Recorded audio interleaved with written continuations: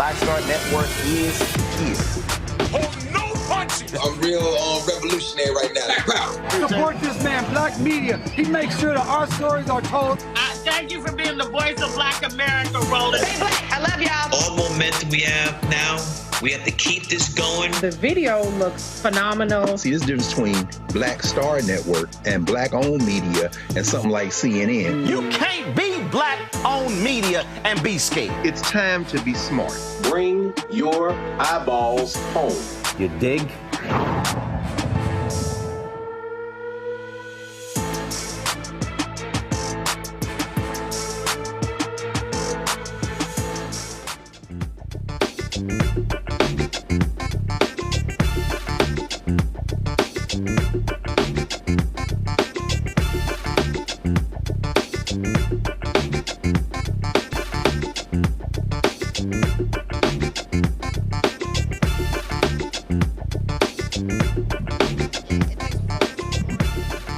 Hey, folks, today is Friday, July 18, 2025, coming up on Roland Unfiltered, streaming live on the Black Star Network. We are here in Philadelphia, where Phi Alpha Fraternity Incorporated is holding their national convention.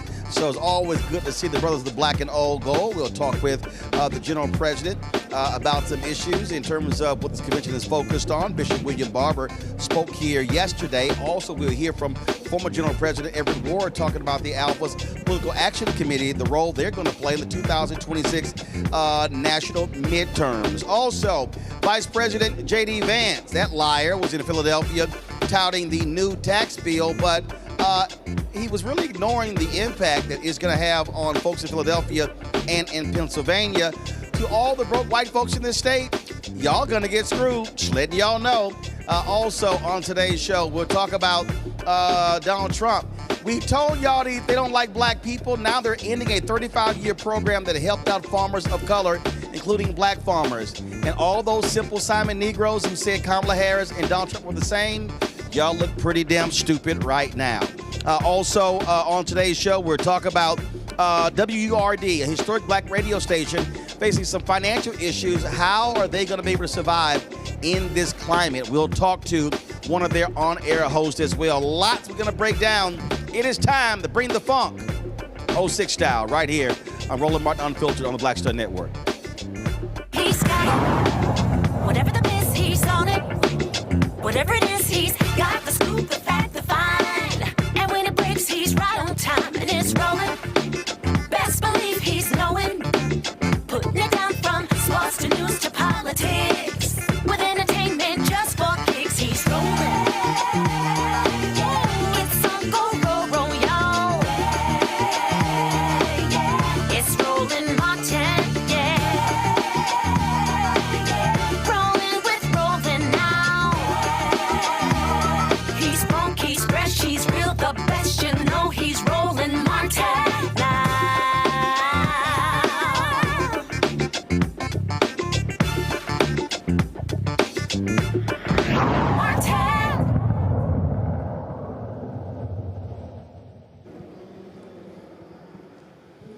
Folks, we're broadcasting here in Pennsylvania, Philadelphia to be exact. Some 7,000 Alphas are here for the national convention, and so we are here as well. In a couple of hours, the step show is going to be taking place behind us, and so it's going to be jam-packed, and so we're here broadcasting and glad to be back in Philadelphia. Also here today is the useless Vice President JD Vance. He was here touting the Donald Trump tax bill, talking about how it's going to really help folks in Pennsylvania. But he happened to skip over some of the stuff that they're going to get really screwed. So we're going to talk about that right now with State Senator Vincent Hughes. Of course, he has to deal with the money here in Pennsylvania, chair of the Senate Democratic Appropriations Committee. We also, of course, have Teresa Lundy, principal and founder, TML Communications, Candace Kelly, legal analyst and host of Not All Hood, and so glad to have them here. Senator Hughes, always good to see you. Good to see you. So here's what's crazy. This is a state that Trump won. And they always talk about outside of Philadelphia and Pittsburgh, Pennsylvania, is Alabama. In the middle. And what's crazy to me, and I keep saying this, how these broke white folks in this country, they always talk about black people voting Democrat. It's about voting against our interests, yet they keep voting against their interests. You got about 140, 150,000 people who are going to lose Medicaid in this state. You talk about SNAP benefits, any number of different things. What the hell are these people thinking that they thought was going to happen?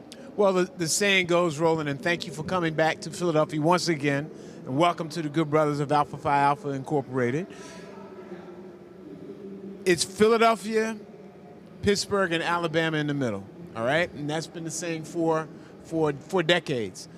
What we know is this, is white folks, that particular crew made the conscious decision to once again vote against their best interests. The thing that's so diabolical about it this time, or so alarming about it this time, is that everyone, they were told up front what the deal was going to be with Project 2025, right up front. And they still made the conscious decision to vote against their own interests. And so what's playing itself out is the reduction in SNAP benefits, is the reduction in health care. The one that hasn't been talked about a lot, Roland, and we got to find some time, in future conversations of what's happening in higher education and the costs, the new costs that are going to be had with respect to repayment of your student loan. Well, repayment of student loans. They also are making changes to Pell Grants as well. They're capping. They're capping for graduate programs. So now if you're talking about people who are going to graduate school, they're capping the amount of loans you can get. So they're basically saying if you don't already have the means, you're screwed when it comes to being able to go to graduate programs. Absolutely. All of those things happening across the board. It is the worst time in the history of this country as we see this reduction of all of these programs and protections in the civil rights spaces and housing and education and all of the various different, in healthcare, discrimination in healthcare, which essentially, since there are no protections in place, all of that will be allowed to continue. And the bottom line is, obviously it's going to be hell for us, okay, but probably an unanticipated pain for them. And, you know, they're going to have to go through it. They need to understand, and everybody needs to understand, that no state in this country has the financial capacity to pick up the loss of resources that are coming from Washington, D.C. No state in the country. So as they start running to Harrisburg, okay, Senator Hughes, we need some help with this. Senator Hughes, we need some help with that. We made it very clear. Some of us, right after the November election, we can't afford the loss of resources from Washington, D.C. They voted for it. Now all of us are going to pay for it. They will, and they did not anticipate it, even though they were told this is what's going to happen. See, listen, I'm petty. I know they call me King Petty. I'm petty. And I know you're not going to do it. I know y'all not going to do it. I'm telling you right now, if any of those county folk in Pennsylvania were coming to my office, I would say, hold on one second. Check out the numbers. Your county voted for Trump.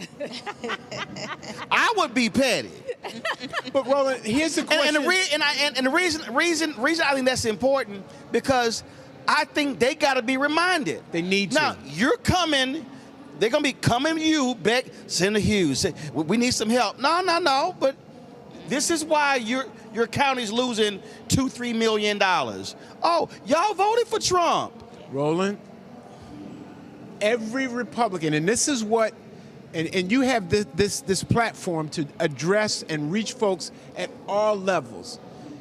Every state Republican House member, every state Republican senator who was quiet, and all of them were quiet when all these cuts were anticipated, where all these cuts were projected. They were quiet. They need to be held accountable.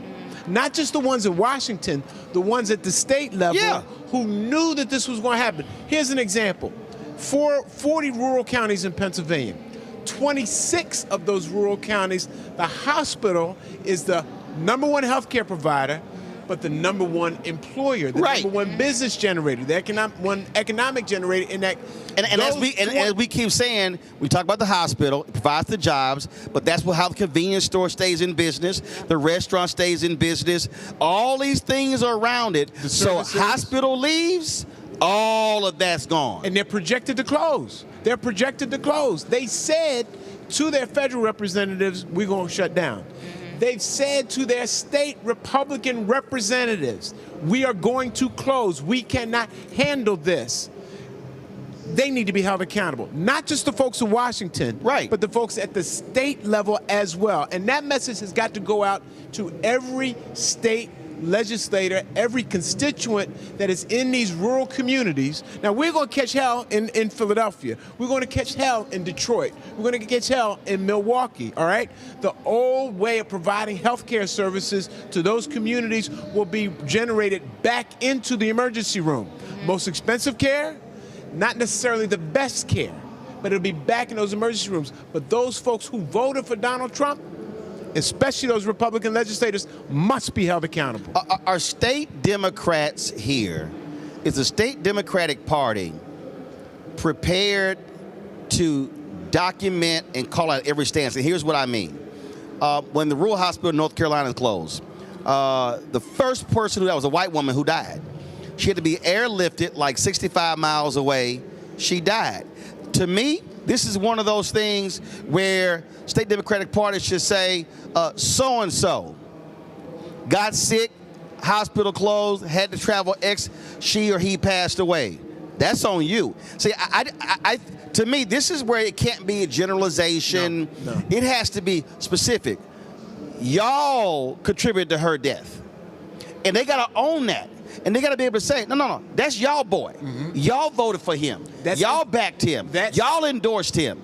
That's the information that needs to be provided in a very real way. Sister Teresa's going to tell you from the communications perspective the best way to communicate, the best way, but those personal stories, like you just talked about, are the ones that really connect with people. They really hit home with people. You know this as well from your vantage point, from doing this all this time that you've been doing it, when it's a personal story, and they will be revealed. When that local hospital closed, when that local nursing home closed, all right? And folks are going to have to travel 90, 100 miles to get service. Or the people who work in those facilities are going to be out of a job, all right? Those stories need to be told, all right? They need to be told. And state Democratic parties have the obligation to tell those stories. Hey, Teresa, downstairs, they have these huge pop-ups of all the last, I think, 8 or 10 Alpha general presidents. That's what I'm talking about. I would probably have a placard the size of that wall right there behind me, and I'd be like, see, this one right here. That, to me, that's what you have to do. I just believe that nationwide, Democrats are playing a soft game. And what I mean by that, just like we saw when they walked out of the hearing, Senate Judiciary hearing on yesterday. My deal would be, we stopping everything. I'm putting a hold on everything. You cannot play the old game of my colleague, all this sort of stuff. No. You got to go hardcore. And so, perfect example, JD Vance here. Yo, JD Vance should have been met by 5,000 people. Absolutely. He lying. I just think the game has changed. How you combat the opposition has absolutely changed. Democrats have got to be hardcore gangster everywhere to deal with what's happening right now. You know, Democrats, I totally agree. I think Democrats need to be as radical as the Republicans have been this entire time. I think they have been bold. I think their commentary, especially if you watch Fox News and some of the other online digital platforms that are conservative-centered, they have been real specific on calling out individuals by name, by district, by fiscal responsibility, and it's been working. Because if you start to see the talking points in social media and the replies thereof, it's all about the attacks. Now, we're not saying we want you to attack the elected, but we want you to hold them accountable. The way you hold people accountable is by telling what the facts are, and then also resharing the facts, not speculating, I believe this is my colleague, I believe this is, so-and-so that's doing it, or saying it's a general body as a whole, but like you said, shutting it down, making your voice heard, and meeting them where they at. I'm also a little bit disappointed. When we have, our beloved President Obama saying that Democrats need to get tougher, or, our current DNC Obama came out talking about folks need to stop navel gazing. Seriously, President Obama, I need you to sit down. No, I'm going to go ahead and say that because the reality is there are people who are fighting. Yeah. There are people who are swinging. There are people, they're not navel gazing. Right. They are out here swinging. No, bro, you out here making movies. I mean, we're just going to call it what it is. This is not a time for soft leadership. Right. And again, everybody operates with, you know what, he not going to really go that far.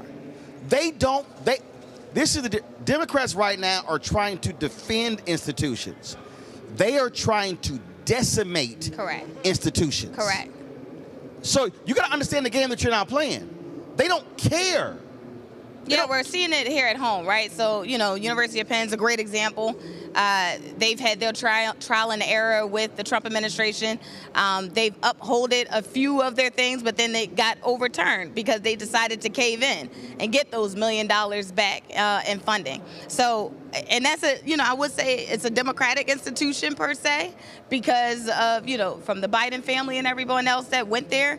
But I think overall, the institutions also, they're fighting in court, right? But there's only but so much you can do when you have the President of the United States who's also running the courts, except for the Supreme Court, but that's a whole nother story. So I think there's an opportunity there, but I think going back to the original point, radical Democratic leadership is what I think everybody is more so looking for right now. Candace, that's when we talk about the budget. First of all, Republicans have backdated a lot of this, so they're not going to take an impact they're not going to take effect until 2027.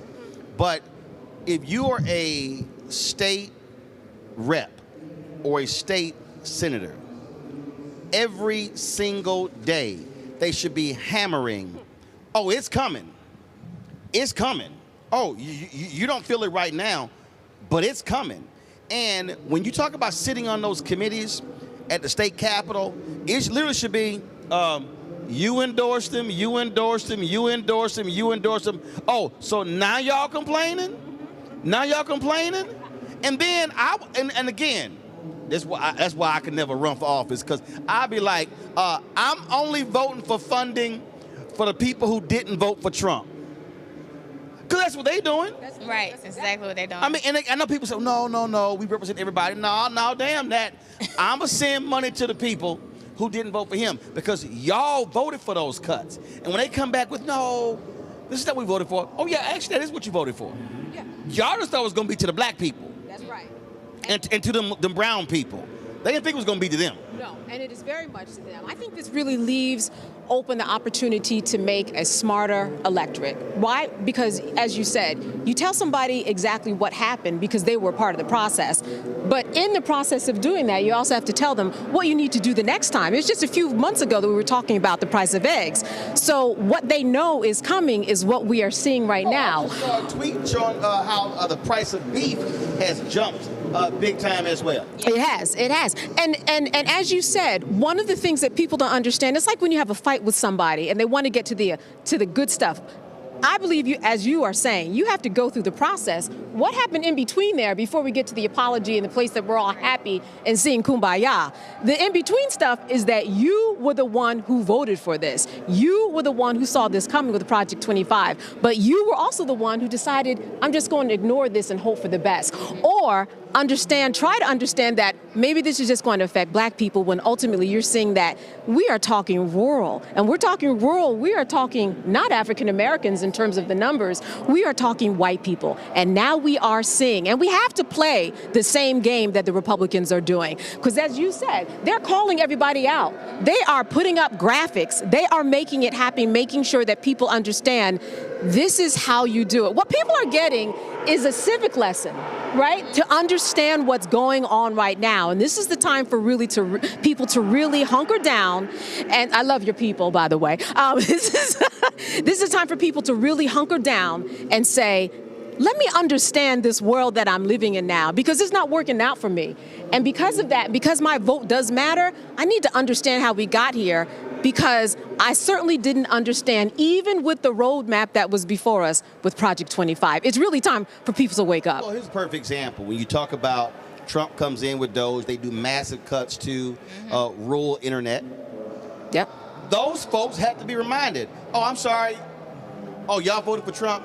That's why you don't have any Wi-Fi. No, that's why you don't have internet. Oh, I'm sorry. It was Biden that passed the billions. Trump came in and whacked all of those billions. So sorry, we were going to supply y'all with internet, but Trump is the reason why you don't have internet. Have to be reminded. Have to be reminded. It is, and I think Kansas is exactly correct, the moment where we do a civics lesson. Right. Like you just said, just look at it a different way. This is a civics lesson.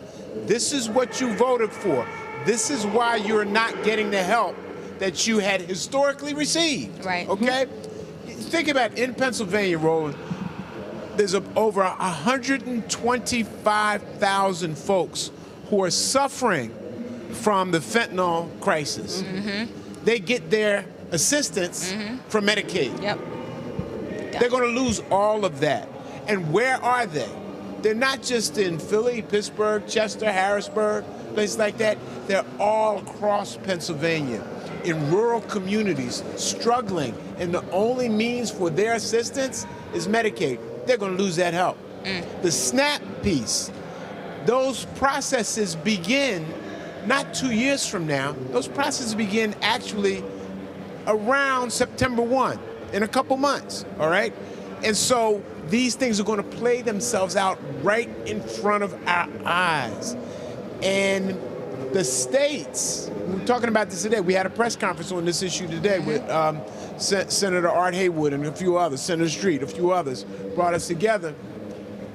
The process will play itself out in the fact that the cost will have to go to administer this to the state level, which means the hundreds of millions of dollars at the state level that could be utilized to provide some other service will have to be utilized to administer a failed process that has been proven to be a failure in several other states before it will be implemented here in Pennsylvania and other states in a short couple months. And of course, a lot of those states, a lot of these states have had surpluses because of Biden-Harris during COVID, the billions that went out, and folks been sitting on surpluses, and touting that in their re-election campaigns. A lot of that money is about to start disappearing because Trump, they won't support disaster aid. Right. So when you have hurricanes or tornadoes hit, they're like, no, you're stuck out. We're not going to help you. And so, but think about, Roland, from this perspective. Every aspect of American life, in your community, in any community you may be from, is worse now than it was on November 5th. Is worse now than it was on January 20th. On November 5th, the gas station around the corner from my house, gas was $2.87 per gallon. That this station now is $3.15 per gallon. Oh, I'm sorry, but Trump said gas went down. Yes, he did. not at the gas station in West Philadelphia around the corner from my crib. Okay? Yeah, according to Trump, gas went down, eggs down, inflation down, everything down. Exactly. Every aspect of American life, it's worse. Yeah. You know what this is like? This is like real life Jenga. You start pulling one, the whole thing comes down. You start pulling the jobs from the hospital, then the families explode because you don't have any money coming in the household because you don't have any money coming in the household because of the fact that somebody has lost their job. You don't have people who have Medicaid anymore, and then they're just dying, and then you don't have a mother or a father. This is like watching real life Jenga, and everything that's been a part of this big, beautiful bill. You pull one thing and everything can come tumbling down. Just one thing, everything can come tumbling down, especially with hospitals. You have to be alive first in order to deal with anything else. And if I can't get the health care that I need, well, everything's going to come down. Everything's going to come tumbling down. It is a real life Jenga. Absolutely. Senator Hughes, we certainly appreciate it. Keep up the good fight, and we'll keep giving them hell over here, too. Please do, man. And thank you for having me. These two lovely sisters right here, okay? Genius, talent, and of course, Cheryl told me to tell you hello. Tell them what's up. I appreciate it. Folks, going to go to a quick break. We come back, we're going to talk to Representative Malcolm Kenyatta, of course, VP, Democratic National Committee. The question is, how aggressive will the DNC combating the thugs in the White House? We'll discuss that next right here. Roland Martin Unfiltered on the Black Star Network, live from the Phi Alpha Convention here in Philadelphia. Back in a moment.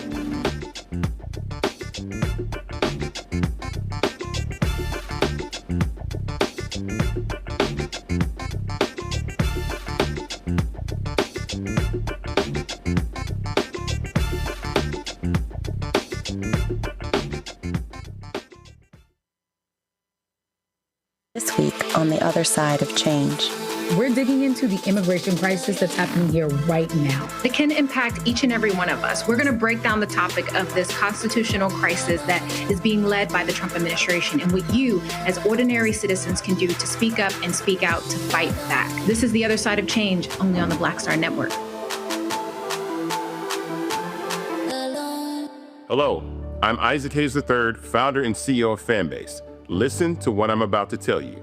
The window to invest in Fanbase is closing. We've raised over $10.6 million of our $17 million goal. That means there's room for less than 6,370 people to invest in Fanbase for the average amount.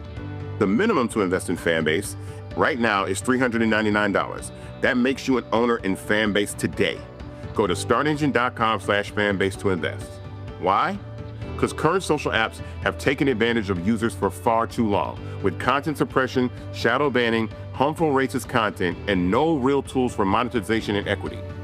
Fanbase has over 1.4 million users and counting, allowing anyone to reach all their following and monetize their content from day one.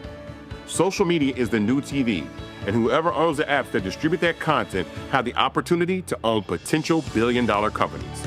While big platforms with uncertain futures are failing to serve their users, Fanbase is stepping up to fill the gap.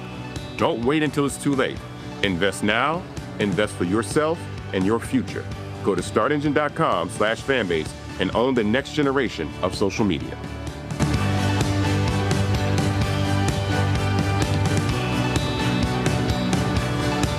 This is Tamala Mann. And this is David Mann. And you're watching Roland Martin Unfiltered.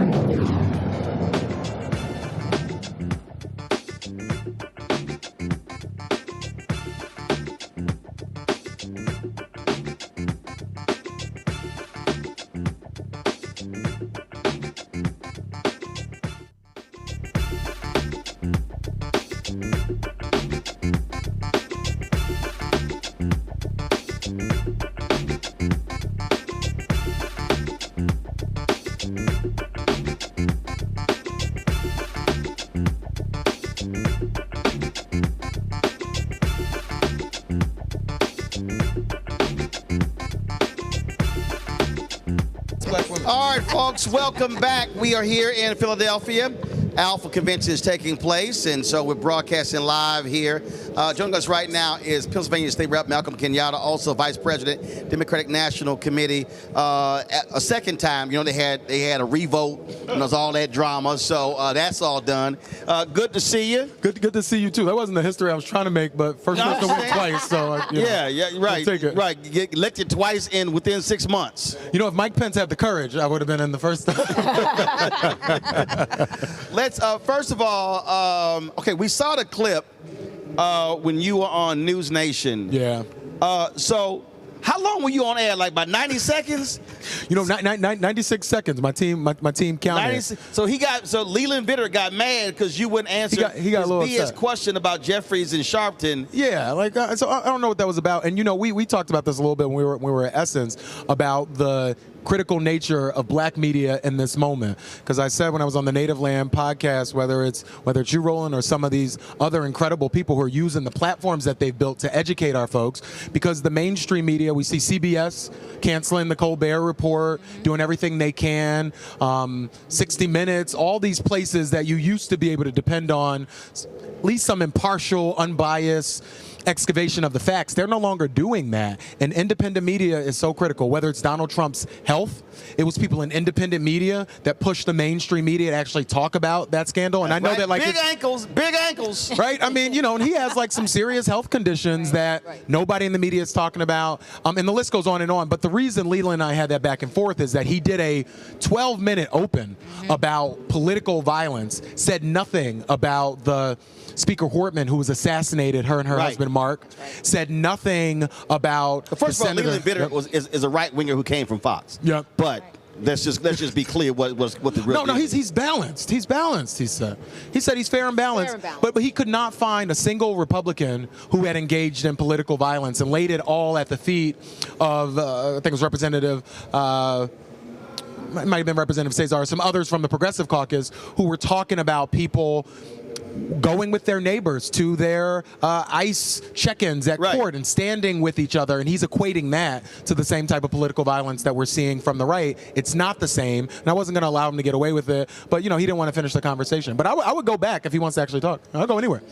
Well, you know, first of all, that's the situation with News Nation is. Right. When I went on there with Dan Abrams, straight lied, they just cut out half a tweet that and he got called out for my fans for like 6 months afterwards. Absolutely. I mean, they were still lighting his ass up. No, the Martin Nation is somewhere doing it right now. You mentioned that they hot again. Then they gonna hit me. They wanted me to come back on the next night to. I said, I'm not explaining a damn thing. And I said, also, I said, I got more viewers than y'all do. So why do I need to go on your show? I'm like, nah. And wait a minute, they didn't have me back on. I'm like, and I still got more people watching me than watch them. But that's a whole other thing. Let's talk. We were just talking about with Senator Hughes, all of these rural white conservatives voting against their interests. Now they're crying. Now they're begging resources. We played the video of this one white woman, hardcore MAGA in Texas, but then she had all these tears when the flood hit and was begging for help. And I'm like, oh, now y'all have compassion. And what people are asking, they said, are we going to see Democrats respond aggressively? Black PAC has a new poll out that it's not good news for Democrats. And I think in this moment, what people are demanding, they want to see that folk are willing to fight, to be aggressive, to challenge the opposition, because you got thugs you're dealing with who don't care. Yeah. And so what is the DNC plan? What is Ken Martin going to do? Because the people, I travel all around this country, and the people, they're like, yo, I need to see somebody fighting these folk. Yeah. So let me start by saying you're absolutely right. You know, I don't know who said this, and so if you said this to me, no, I'm quoting you, all right? That, you know, Democrats are playing checkers, Republicans are playing Grand Theft Auto, and they're on, you know, they've stolen their next vehicle and shot up the damn hospital. And so, you know, we are in a position where I will tell you, I'm not deflated by those numbers of people wanting folks to fight harder, wanting the Democratic Party to do more. I think it says something good about Democrats, that they hold their elected officials to a high standard, and that they recognize all the stuff that they care about, not the play stuff. Politics not like a joke. The stuff that Senator Hughes and I are fighting on right now, trying to get funding for SEPTA so that people can get to work. The impact of the 17 million people are going to lose health care. People want to know that you give a damn about my person I love, best in the world, having their entire life turned upside down because of these policy decisions. Now, as it relates to what we have to do in this moment, is we have to think outside the box. And I think a prime example of that is what's happening in Texas, because there is not a single thing that this administration that has done that is popular with the American people. And I would say to folks watching, you should know this, Donald Trump is underwater in every single poll there is, even on the central thing that got him elected around the border and immigration. He's underwater on those numbers as well. So they don't believe they can win fair and square. You know, they're not trying to square up like people used to square up. They're coming with all types of tricks and games. They're trying to do this mid-century redistricting. And Chair Martin was supposed to be in Philadelphia right now at the Young Democrats convention, but is in Texas with the members of the Texas House, strategizing, organizing with them to say, what can we do to support them as they do the work that all of us need to be doing to standing up to this guy. But I think what's happening in Texas is a prime example of what I've been saying everywhere I go. We have to look local first as a party and recognize that so many of the downstream impacts that we see in Washington are really a reflection of the lack of attention that we've paid to what's happening locally. Here's a perfect example. Just the other day,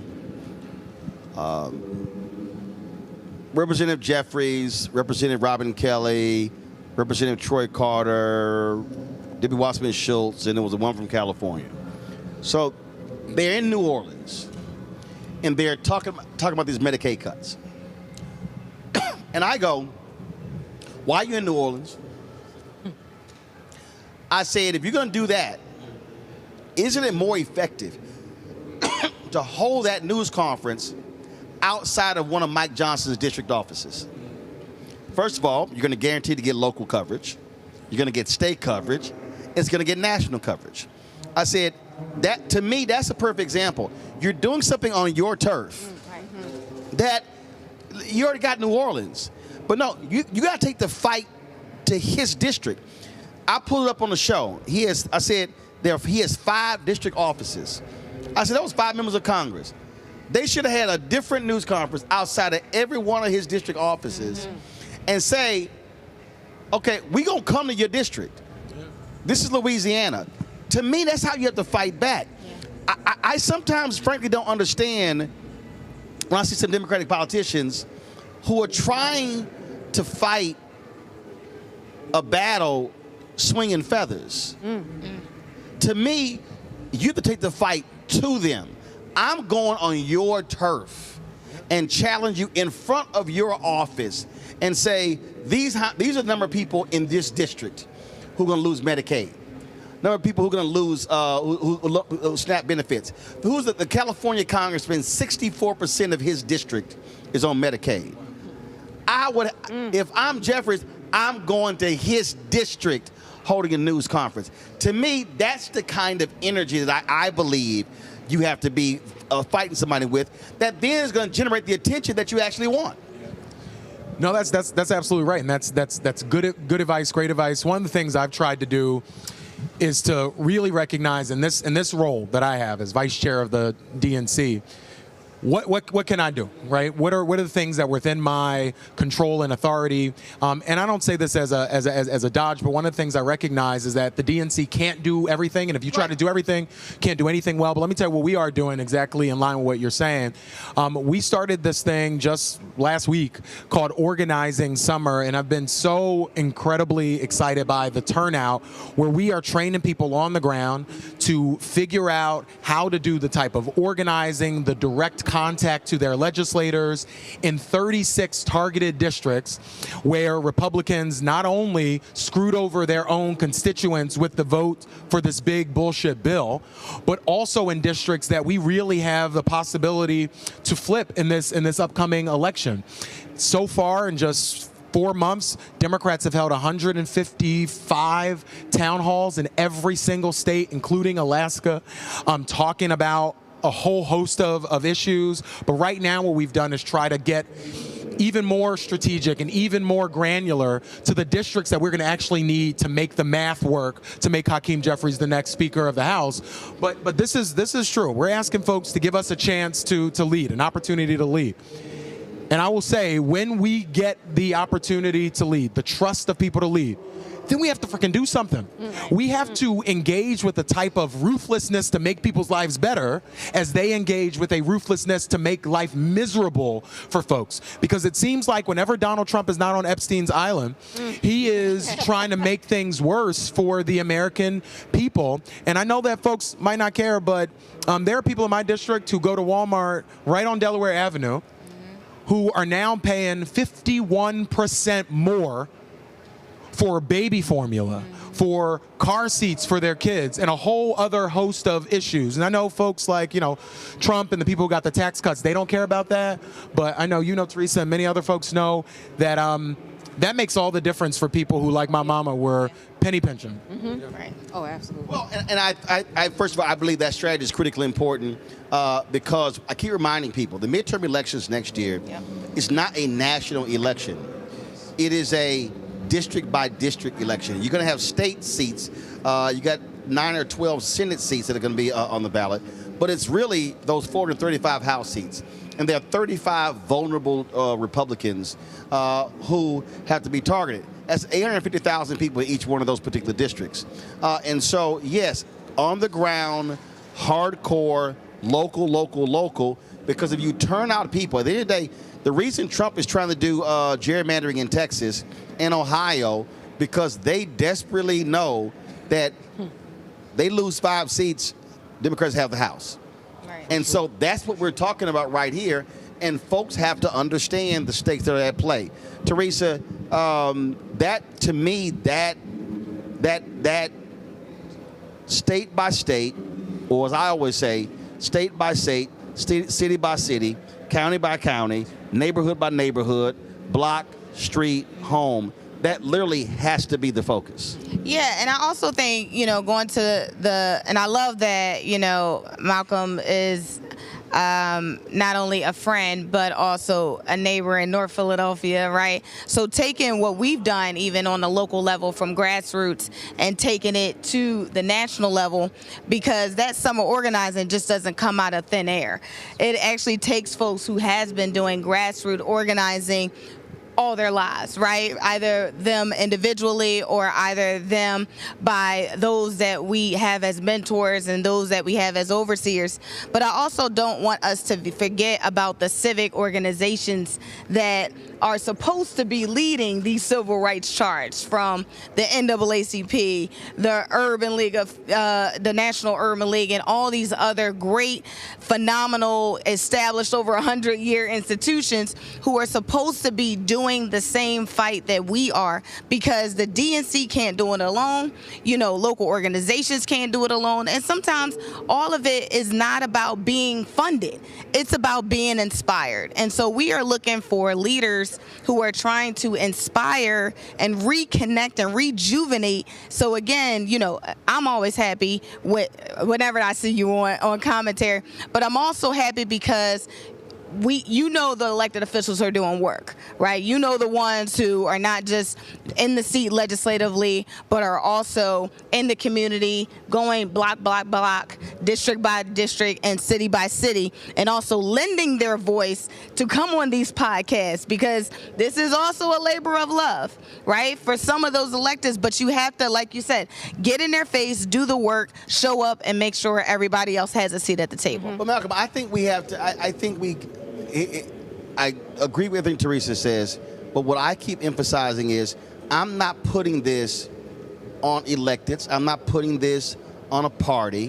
What I want people to understand is an everyday ordinary person, if 100 people in a neighborhood decide that they're going to go get the data, which is public, to look at how many people in my precinct voted, then they can go, wait a minute, we can actually go door to door ourselves. People have to understand that they can actually be a difference maker. They don't have to wait for somebody to swoop in to actually do this. People can decide on their own to go block walking. That's right. That's right. No, that's absolutely right. And one of the things I've been saying often, and it feels particularly resonant for me right now, thinking about Representative Lewis's birthday yesterday, Good Trouble Day. I always say that I think there's a little bit of historical revisionism that ends up going on in people's minds, where I keep hearing people ask, who's going to be the next Representative Lewis or next Martin Luther King or Malcolm X. If another person asked me about 2028, I'm a cuss. I tell people, oh my God, why the hell you ask me about 2028? That's right. I said, we got races in 2025. We have races right now in New Jersey and Virginia. We have retention races for the Pennsylvania Supreme Court where billionaires like Musk are putting in millions of dollars to try to overturn the seats of our Democratic Supreme Court justices that are the reason we were able to have fair redistricting for our congressional seats, by the way. But I just want to make this point that I think in retrospect, people look at these big name folks and are asking who are going to be those folks of this generation. And I keep saying to people, don't worry about who gets the quote-unquote credit. All that stuff is decided later. Just get on the bridge like people did 60 years ago on the Edmund Pettus Bridge. Just get on the bridge. Don't worry about what the article headline is going to be. But to your point, pick up a walk sheet wherever you live and try to make a difference where you are. And I would just end by saying this. You don't have to be frustration-free to get involved. It's actually your frustration and your anger that is going to drive you in this work. It can't sustain all of it. You have to have some hope. You have to have some joy in this stuff. But it's that anger that is my therapist reminds me, anger is an emotion that gets you up and going and moving. And if you listen to it, it can drive you in the direction where there might be some passion and some ability for you to really use your talents. Yeah, I ain't got a therapist. I just cuss people out. I just cuss people out.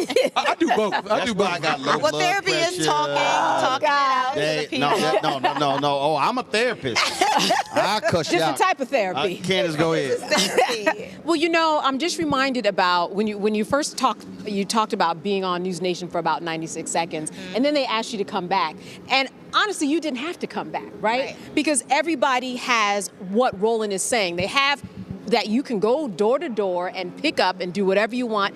You can also be your own media center and guide. You can get on YouTube Live right now. You can get on IG Live right now and be your own station. No. Your ass can go live at 8:01. That's right. It can't be between 6 p.m. and 8 p.m. Don't be trying to be live between 6 Don't do it. Don't do it. Watch this 6 to 8. Then your ass can go That's right. Yes. Then you can rally the people to go door to door after. But, you know, when 8:01 p.m. begins, people have to understand, too, and I think that this is where, you know, I mentioned it before, we have to understand the civics part of it and how it works, the marketing part of it, the getting people enthused about it, and really making people understand that they actually have power. Because when you're sitting there at home and you're lamenting and, you know, you've spoken to your therapist and you feel like you have not gotten to a better point, you think that you don't really have any power. Absolutely. And if you don't know how to do it, then you need some instruction. Correct. And quite frankly, there are a lot of people, if you go to your local church, if you go to, you know, people like you who are local, go in the neighborhood, you can find out how to do it. But media is the big part. That's what you were saying. That's how you get local media. It's called that's mass right. media for a reason. That's right. It's called mass media for a reason, but you have to rally the people. Malcolm, explain to people, because again, my head hurts when this happens. Explain to people exactly what the Democratic National Committee does. Because there's this belief that they control it all and not realizing that, listen, PACs have totally changed the game. The DNC used to be the central fundraising arm. Frankly, they raise less money, really, than all of these different PACs, whatever. So a lot of people just have no understanding what the DNC actually is. Yeah, and McCain-Feingold, and I'm going to go back to your question, but McCain-Feingold also made it more difficult, frankly, for parties. There was some good stuff in that, but made it more difficult for parties to have that centralized focus. But we have a simple job. Our job is to elect Democratic nominees and to beat Republicans. That is our simple job. But we have an important responsibility in the broader Democratic ecosystem, because the Democratic Party, we maintain the national voter file. That may sound like a small thing. That's a big thing. The way that candidates are able to actually knock on your door and sometimes send you more text messages than you want to receive. First of all, hold on. This is what I mean. So you have the National Democratic National Committee. Yep. Then you have state parties. That's right. Then you have county parties. That's right. That's the infrastructure. Correct. So people just think, oh, no, they just govern everybody. No, there's an actual organizational structure here where nationally you're trying to fund state parties. State parties then fund county parties. So that's what the DNC actually is. That's what we are. We're the keeper of the voter file. We are the umbrella organization for a lot of different entities that, frankly, do their own things. Like I hear all the time too, where people say, well, Malcolm, make this state party. We can't make a state party do anything either. It's the same way in many respects that you think about the separate structures of your federal government, your state government, and your local government. You know, what people feel on the day-to-day is their local party.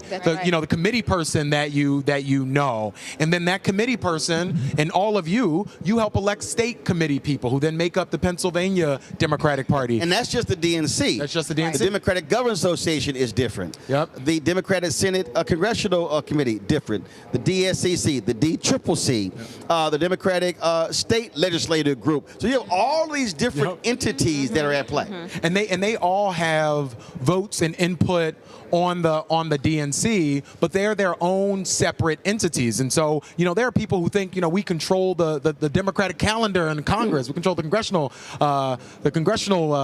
calendar. You know, we're not in control of everything, but what we can do and what we are focused on is recruiting, training the types of organizers that we're going to need. That's it. Making sure that our candidates, when they are the nominees, have the supports that they need to win hard elections. Win the election-winning business, the policy business, everything else. Those are other people's things. I know we get blamed for it, but you know, Chair Martin said something that he says it all the time, that to be Chair a party. Ken Martin, not Chair me. Ken Martin. the other Martin, no relation. No that's relation. a different chair. Different, no relation.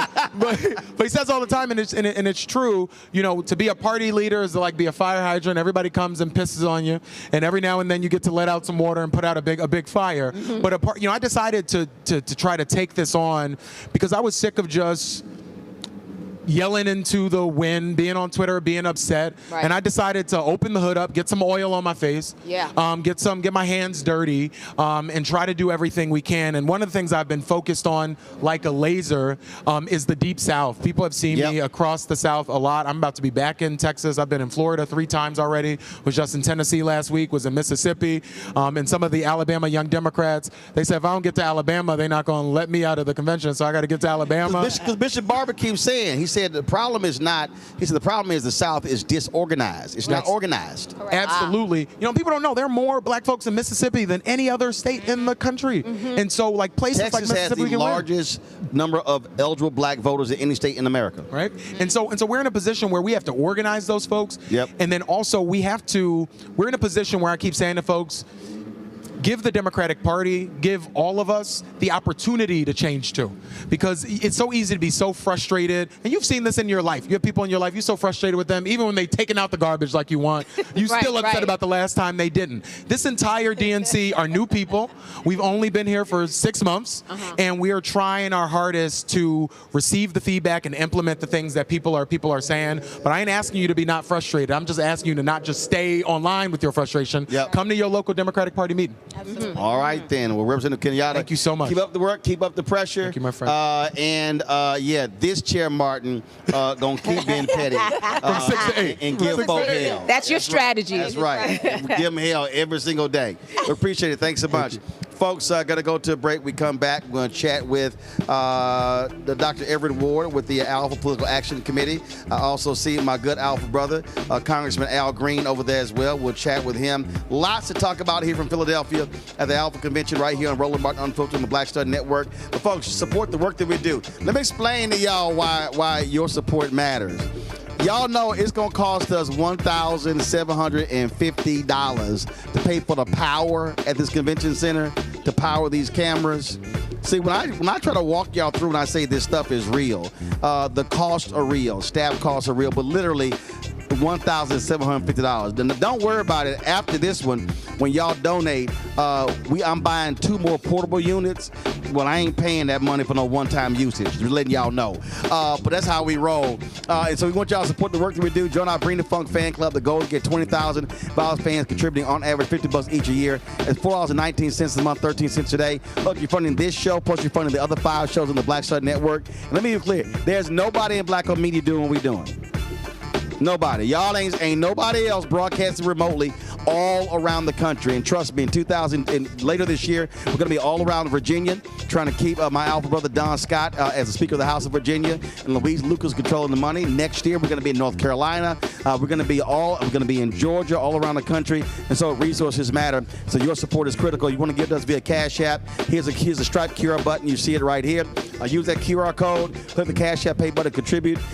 You check some money or to make a payable to Roland Martin Unfiltered. Send to P.O. Box 57196, Washington, D.C. 20037-0196. PayPal R Martin Unfiltered. Venmo RM Unfiltered. Zelle Roland at RolandSMartin.com. Roland at RolandMartinUnfiltered.com. We'll be right back.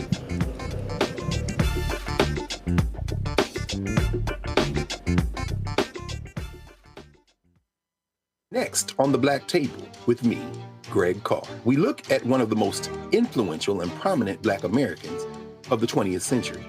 His work literally changed the world. Among other things, he played a major role in creating the United Nations. He was the first African American and first person of color to win the Nobel Peace Prize. And yet today, he is hardly a household name. We're talking, of course, about Ralph J. Bunche. A new book refers to him as the absolutely indispensable man. His lifelong interest and passion in racial justice, specifically in the form of colonialism. And he saw his work as an activist and advocate for the Black community here in the United States as just the other side of the coin of his work trying to roll back European empire in Africa. Author Cal Rostiala will join us to share his incredible story. That's on the next Black Table, here on the Black Star Network. This week on The Other Side of Change. we're digging into the immigration crisis that's happening here right now. It can impact each and every one of us. We're going to break down the topic of this constitutional crisis that is being led by the Trump administration and what you, as ordinary citizens, can do to speak up and speak out to fight back. This is The Other Side of Change, only on the Black Star Network. On a Next, A Balanced Life, we talk about how to get in touch with your feelings, emotions, how to find your North Star, and how to move your life along. Because oftentimes what we'll do is we'll accept what the world says about us as the truth and how we see ourselves, which that could be completely contrary to what the Word of God says about who you are. That's On a Next, A Balanced Life here on Black Star Network.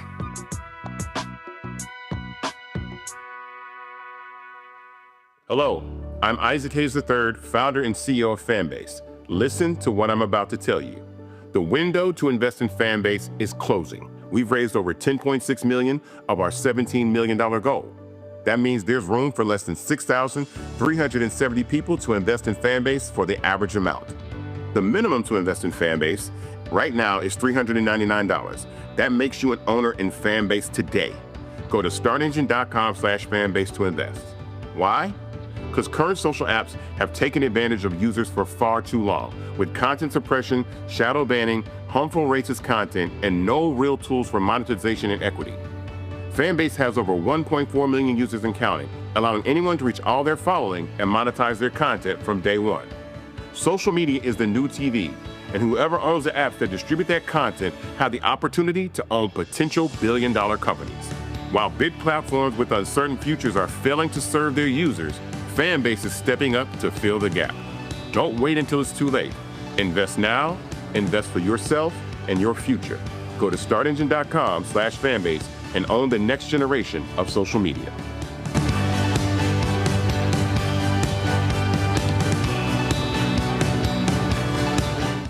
On the next Get Wealthy with me, Deborah Owens, America's Wealth Coach, Black women are starting businesses at the fastest rate than any other segment. However, finding the funding to build them is challenging. On our next Get Wealthy, we're going to talk with author Catherine Finney, who wrote the book, Build the Damn Thing. And she's going to be sharing exactly what we need to do to achieve success in spite of the odds. As an entrepreneur of color, it's first, building your personal advisory board. I think that's one of the things that's helped me the most. The personal advisory board of the people who are in the business of you personally, and want to see you succeed. That's right here on Get Wealthy, only on Black Star Network.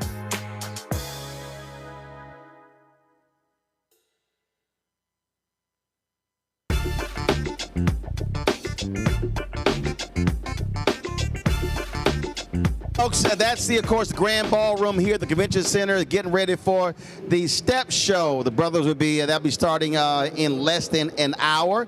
We're sitting just outside of the ballroom. It's going to be absolutely jam-packed in there. Not quite as big as it was at the Delta Convention. My God.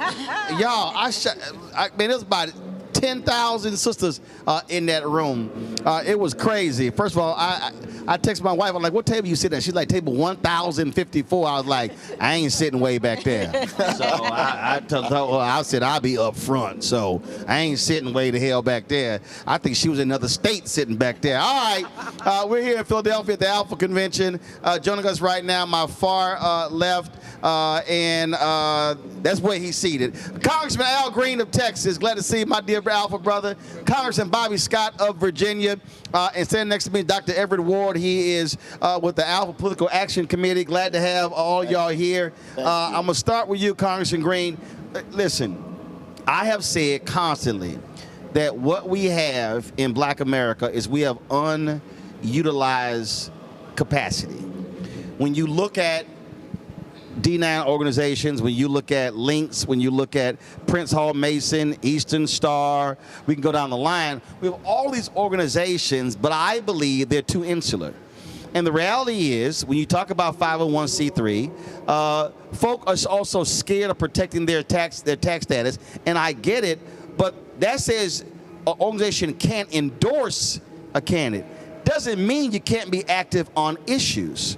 And so what do you say to Alphas nationwide in terms of being even more involved in what's happening politically in this country on the national level, the state level, the county, the city level as well, plus what happens in our school districts? Well, thank you very much, Roland. It's an honor to be on your program. I have to say this. I heard your appeal earlier, $1,750. I want to make sure that I make my contribution. So count on me. I appreciate it. Right. Thank you. Now, in terms of what you've asked, I believe in unity without uniformity. Not only do we have to do things within Alpha Phi Alpha, but we have to unite with the Deltas and the AKAs, all of the Divine Nine. We can work together, and the multiplier that we will produce by working together can change this country just with these fraternities. So yes, you're right. We have to do it. But to do it, we've got to get together as a unit. And we don't have to give up our identities. We just continue to be who we are, but let's have unity without uniformity and make a difference. Congressman Scott, 2011, a voter suppression bill was passed in Ohio. And the folks there, they had to collect 300,000 signatures to get it put on the ballot in 2012. And so in 11, so Congresswoman Marsha Fudge, then Congresswoman Fudge, I actually moderated the D9 panel. So all the presidents were sitting up there. Dr. WURD wasn't president yet, so he didn't get challenged like I did. So I challenged all the presidents. I said, were they aware of this? They said no. And then everybody was, as Fudge was like, move along. I was like, no, we're going to stay right here. Here's what ended up. I was pressing them. Everybody talking about all day voter program. I was like, I don't want to hear all that. The next day they had a panel meeting. And they calculated there were 120 D9 chapters in Ohio alone. And I said that if each one of those chapters committed to get 1,000 signatures for the petition, the D9 alone could supply 1/3 of the necessary petitions.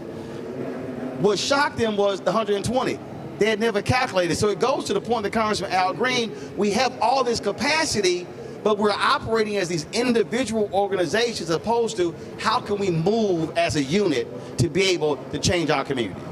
Well, I think you pointed out the capacity and what you can do politically, but you can't get away from the message of what's going on. They just passed a bill, the big ugly bill, that cuts Medicaid, cuts food stamps, cuts access to college in order to fund tax cuts for the wealthy. And after they've done that, they run up $3.4 trillion in debt. We have to make sure that message gets out. Right. And one thing you can do is all those chapters, make sure the word gets out. If everybody gets a couple of thousand people that message. And it has no impact on your IRS status because that's just information. We don't want to be diverted that people want to talk about Epstein and everything else. No, we want to talk about they're taking away your health care and we don't want to change the subject. And so if we can focus on issues, then you can get into voter registration and get out the vote and make sure you can change some of these seats so they don't have the votes to pull this stuff off. Dr. WURD, the creation of this PAC, again, what that says is that you can have members of an organization. The IRS allows for a political action committee, but which is separate from what the organization does. The NRA has always been a 501c3 and a 501c4. They do gun education. That's the main part of the NRA, but then they have a political arm. Right. And too many of our groups, frankly, have been afraid to go there out of fear. Oh my God, this is going to affect our tax status. PAC was created. Why? And what's your focus for 2026? Well, we created the Alpha PAC for exactly what you said. We have to raise money to support candidates who support our issues. That's why we were formed in 2019. If you will remember, there was a critical election in Georgia, and we helped raise money, helped with the ground game with Senator Raphael Warnock. So what we realized... And Alpha. But what we realize is that we have to be engaged in politics 365 days of the year. So when we formed the Alpha PAC, we said we're going to endorse candidates. First of all, we're going to screen them to make sure they are focused on the issues that are important to us. We don't want to hear any more come to the black church in October, talk about who you know, and then you leave. But we want to look at your legislative agenda. We want to see your voting record. We want to see how serious you are. and then we'll consider you. But we raised money. That's how we got started. We just today met as an organization and listened to the issues that are impacting our community. We just passed a motion that we're going to do everything we can to make sure that we help Congressman Al Green and Congresswoman Jasmine Crockett because they've been targeted. We're not going to let them go. In 2024. Well, they're targeting all the black, and they're targeting Congressman Al Green, Congressman Jasmine Crockett, Congressman Mark Veazey, Congresswoman Sylvia Garcia. They want to get rid of all 4 of those in Texas. And what we're going to do is make Texas a priority, raise money. We're going to have a ground game. We supported unapologetically Lisa Blunt Rochester in Delaware. We supported unapologetically Angela Alsabrook in Maryland.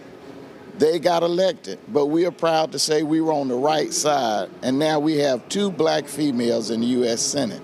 We supported members of the Congressional Black Caucus, but we are now going to move beyond just federal. Mm-hmm. And now our PAC is going to go to local candidates, because what this political, let me just be careful, Roland. What's happening We're in this show called Roland Martin Unfiltered. So, yes, sir. You ain't got to be careful. You don't want to. What we're going to do. Well, you can tell me and I'll say it. We're going to stand firm as a PAC, along with others, to make sure we are going to stand against the turn back of time. Mm-hmm. We're not going back to the days of 1940 and 1930. This is 2025, 2026, 2020. We're going to raise money. We're going to help candidates get elected. And that's what the Alpha PAC is all about. Teresa, I keep saying to black folks, and some people got mad at this, I said, listen, don't send your money to a presidential campaign, don't send it to a party. I said, send it to black groups who you know are going to put the money on the ground. That's because right. The reality is too many white consultants want to put the money in television. They don't want to fund ground games. They don't want to go to neighborhoods, and that's a problem. Mm-hmm. And so when we create our own PACs, we can say to our people, send it to our groups who we know is going to get the money to our folk. That's right. You know, that's a great example. We have a collective PAC, and I think their thing was a Win with Black Men, and that was when Kamala Harris was running during those 100 days. And I think you hosted on one of them. I don't think I did host it. Oh, okay, I was making sure. But what happened was folk got mad, and I cussed them out because too. you organized. Well, no, they got mad because we raised $1.5 million. Right. But we kept $400,000 and didn't send it to the Harris campaign. And literally one person, I ain't gonna name this very prominent person, got mad. I said, oh, I'm gonna do it again. And she was like, excuse me? I said, we not gonna send the money and then beg for it to come back. Correct. Right. We said, no, we gonna send 1.1, but we gonna keep 400,000, and we're gonna send directly to black male groups ourselves. Yeah, and that's where I was going with that. So the money that was raised during that, again, that was my idea. That's why we did it. Yeah. Well, incredible idea, because even though, you know, that was a national PAC, we heard it, the floodgates opened up so much locally. Like, I was getting texts from everybody like, hey, have you heard this PAC? I'm like, well, who's a part of it, right? Because it was those type of, yes, we had the resources, but also it was a continuous momentum of engagement that was happening, not only with virtual calls, but I was getting newsletters, I was getting text messages, I was getting more than what the national party was doing. So I totally agree. When it comes to putting your money back into African-American organizations, because we know where the money is going to go directly. Right. It's going to go straight to the district and the people that need it the most. And Candace, again, people need to understand, we don't have to wait for a candidate to get us excited, to inspire us. We literally can be replicating exactly what happened, win with black women, win with black men, Vice President Kamala Harris, for school board races, city races, county government races, state rep, state senate, Congress, and all the way up. Yeah. Everybody do a Google right now and see exactly where all the senators started. It's normally on a county board. Senator Mitch McConnell, he was local, right? We know a lot of people who are in the race and in the game because they started locally. So that's really the important thing here, is to teach people on a local level how to rise up, because you're not just going to, go be a governor. you have to have some experience. You have to show the people that you know the roads. So what you did with that money and what you did in terms of raising that money and bringing people awareness of the capacity and the power of African-American men and African-American women. I mean, I'm still getting, job newsletters from them, like you said. It didn't just stop there. And that was another thing that's very important about organizing and creating a coalition so that people understand that it's not just about the voting. It's about other things that are kind of trickle down and that you have to be in the trenches for in order to make sure that democracy is working. Representative Green, again, I keep making the point, I look at numbers. Texas has the largest number of eligible black voters than any state in the union. Exactly. 61% of Texas is minority, black, Latino, Asian American, Native American. Yet 61% of the people who vote are white. And so it's untapped power that exists in Texas. And that's why Republicans have a lock on that state. And so I keep saying, if we vote at capacity, we can absolutely change elections all across the country. Yes, and to add to the information you're sharing, whites are less than 40% of the population, but they have 66% of the congressional seats. And they're going to take more. They want to add 5 more to that number. So yes, but it does take mobilizing, and it also takes someone who knows how to spend the money once we get it. Right. Because too often that money never goes to the black press. That money never goes to the people who know the community. No black consultants, no black PR people, no black pollsters. You're stealing all of my thunder. But yes, I'm in complete agreement. And let me just thank you again for your bringing this message to the masses, because too often we don't get a chance to hear the truth about how things are functioning. After the election is over, black people are blamed for not voting. Right. Well, black people didn't vote because we didn't take care of business when we had the opportunity to. And that has to be said. It does. So thank you again. Congressman Scott, perfect example. Critical state elections in Virginia this year. You talk about statewide positions. You talk about the House. Democrats control the House. Don Scott remains Speaker of the House, first black Speaker of the House in Virginia history. Then you have, of course, Louise Lucas controlling the money on the Senate side. You've got the House Majority Leader, a black woman. And so you have African Americans in positions of power.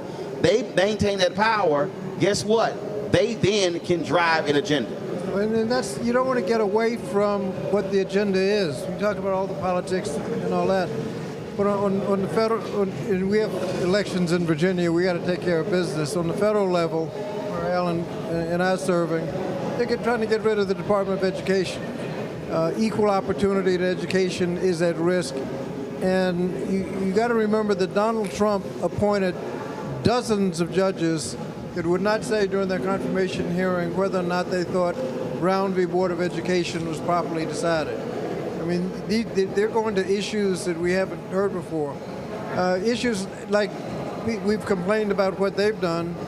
People having financial problems 4 years ago, we had the American Rescue Plan Act, where we put family of 4, $5,000 in stimulus checks in their pockets, $6,000 in child tax credits over the year, thousands more in enhanced SNAP benefits if they lost a job, more money. I mean, we actually, if you look at the difference between, in policy, what happens when one side is in charge and another side is in charge, all of the work that we're talking about getting done has an effect, has a result of policy. Now, before I go to Dr. Ward with the final comment, and in the midst of it, you didn't want to talk about it, and I understood. But all these folk, they kill me when they say, man, the CBC ain't doing nothing, I ain't heard nothing, all this sort of stuff. When Biden and Harris were there and Democrats control the House, folk like you were on committees. Y'all were not out there yelling and screaming and putting stuff out. Y'all were doing the work. But the billions that went to HBCUs, the billions that went to education, because folk like you were sitting on critical committees handling legislation. Just explain to people what that means, that everything is not having your name on a bill and getting all the attention, how you can impact public policy, being a member of Congress, sitting on a committee. Well, I was chair of the committee for 4 years, and we got more money for HBCUs than they'd ever seen in the history of HBCUs. We got more money for low income, for housing, for education, for criminal justice reform. I mean, there are things you can do when you're chairs of committees that you can't do when the other side is running their agenda. And that's why all of the work that we're talking about is so important. Hold on. I just want people to know. I called Congressman Scott. He was like, listen, I can't come on right now. I'm busy right now. He said, so we need to get all this done as quickly as we can.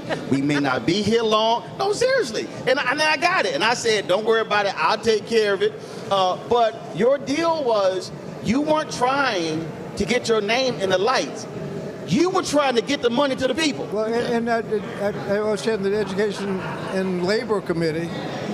1 million people were about to lose their pensions under the Multi-Employer Pension Fund. 1 million. We fixed those problems in the American Rescue Plan Act. Just no cuts in benefits. Just fixed it. And you can do things like that. It's safe. And by the way, tens of thousands of businesses were legally obligated to pay into the failing funds till the businesses went broke. But we fixed that, and those are the kinds of things you can do. 1 million people could go to bed at night thinking, well, now I've got my pension, I don't have to worry about what am I'm going to do.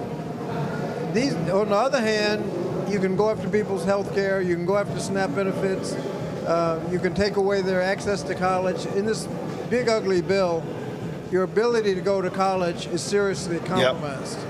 Absolutely, which means that if Democrats take control of the House after next year's election, you back as chair.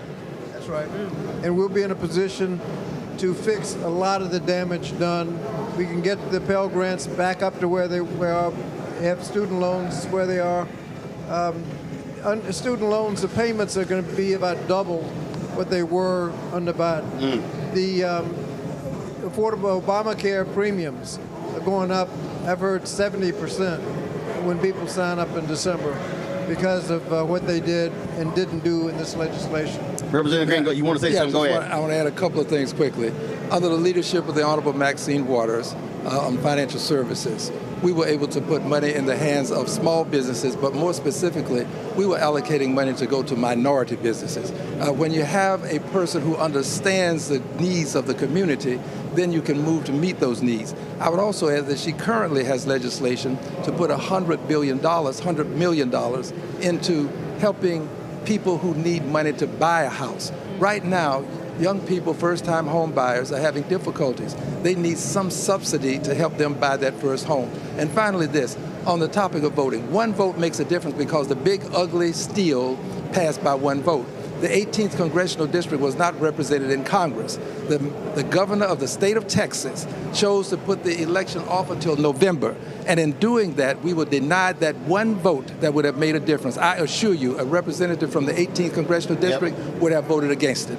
One vote can make a difference. I'm going to end with this, Dr. Ward. You were talking about funding of what happened on the local level. And I've said this literally for years.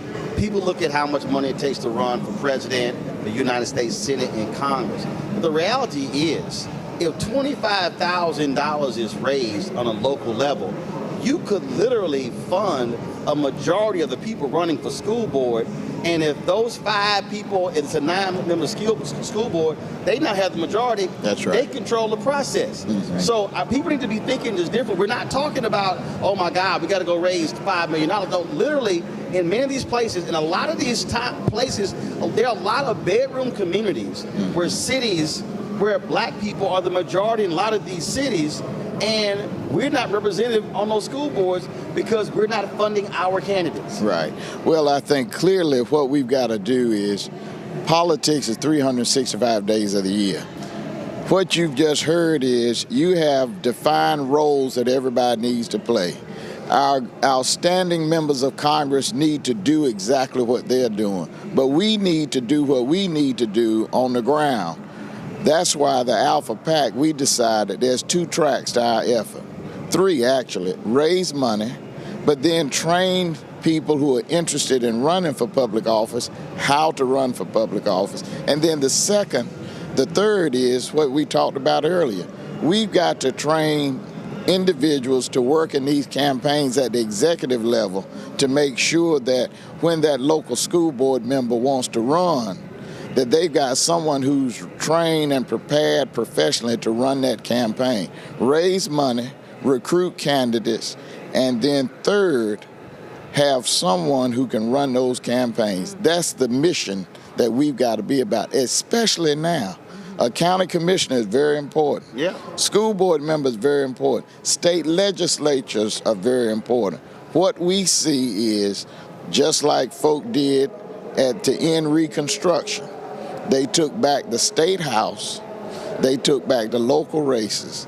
Yeah. And it wasn't until the 1960s, when the Voting Rights Act came, that we started turning everything back. That's why they're going after the Voting Rights Act. That's why they're trying to kill the Department of Education. But we are strong people, and we're going to win in the end. People in the chat ask, who can give to the Alpha PAC? Only Alphas? Can anybody? Oh, anybody can give. Okay, anyone so can give. Come on now. You need to like a preacher. Tell yes, sir. www.alphapac.net. You can give, and to your point, give $20, give $25, give whatever you can. Every dollar is important. That's right. So give $20, roll them out unfiltered, then give $20. That's right. That's Dr. right. Ward, I appreciate it. Thank you so much. Thank you. Bobby Scott, Congressman Al Green, my Alpha brothers, I appreciate it. Thank you so very much. And for all your other little youth groups out there, Henry, he Lil Omega, and Terrell in the studio, he's Sigma. Let me keep remind y'all, there are more Alphas in Congress than any other fraternity or sorority. So remember who your daddy is. Henry, take a seat, because we even dominate y'all Omegas. We'll be right back. Roland Martin Unfiltered right here on the Black Star Network.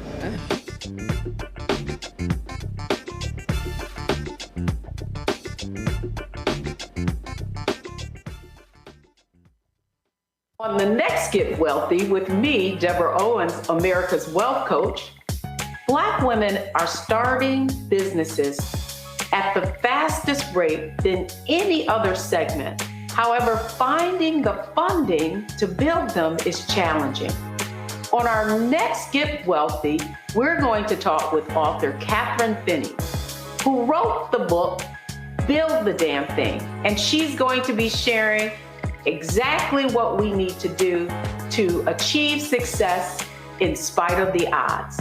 As an entrepreneur of color, it's first, building your personal advisory board. I think that's one of the things that's helped me the most. The personal advisory board of the people who are in the business of you personally, and want to see you succeed.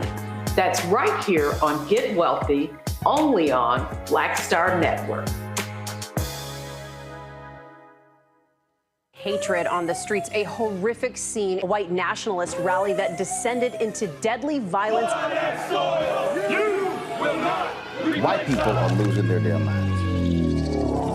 As an angry pro-Trump mob storms the U.S. Capitol, we've seen shooting. We're about to see the rise of what I call white minority resistance. We have seen white folks in this country who simply cannot tolerate black folks voting. I think what we're seeing is the inevitable result of violent denial. This is part of American history. Every time that people of color have made progress, whether real or symbolic, there has been what Carol Anderson at Emory University calls white rage as a backlash. This is the rise of the Proud Boys and the Boogaloo Boys. America, there's going to be more of this. Here's all the Proud Boys, guys. This country is getting increasingly racist in its behaviors and its attitudes because of the fear of white people. The fear that they're taking our jobs, they're taking our resources, they're taking our women. This is white fear.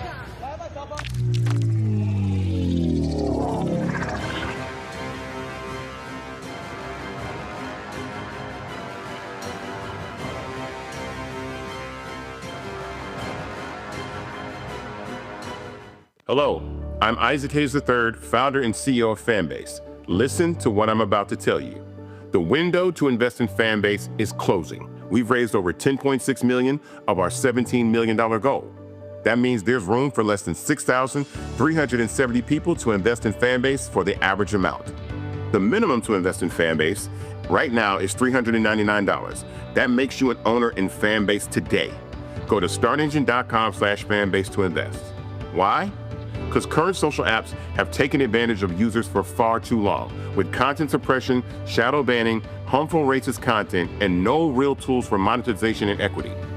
Fanbase has over 1.4 million users and counting, allowing anyone to reach all their following and monetize their content from day one. Social media is the new TV, and whoever owns the apps that distribute that content have the opportunity to own potential billion-dollar companies. While big platforms with uncertain futures are failing to serve their users, Fanbase is stepping up to fill the gap. Don't wait until it's too late. Invest now, invest for yourself and your future. Go to startengine.com/fanbase and own the next generation of social media.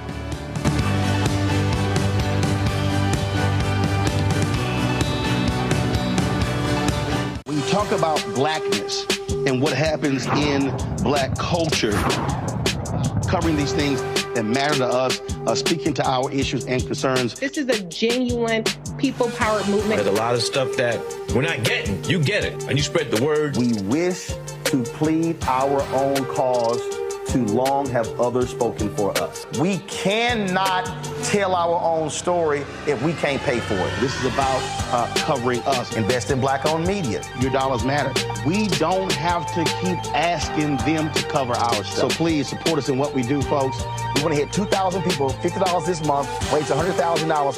We're behind 100,000, so we want to hit that. Y'all money makes this possible. Checks and money orders go to P.O. Box 57196, Washington, D.C. 20037-0196. PayPal is R Martin Unfiltered. Venmo is RM Unfiltered. Zelle is Roland at RolandSMartin.com.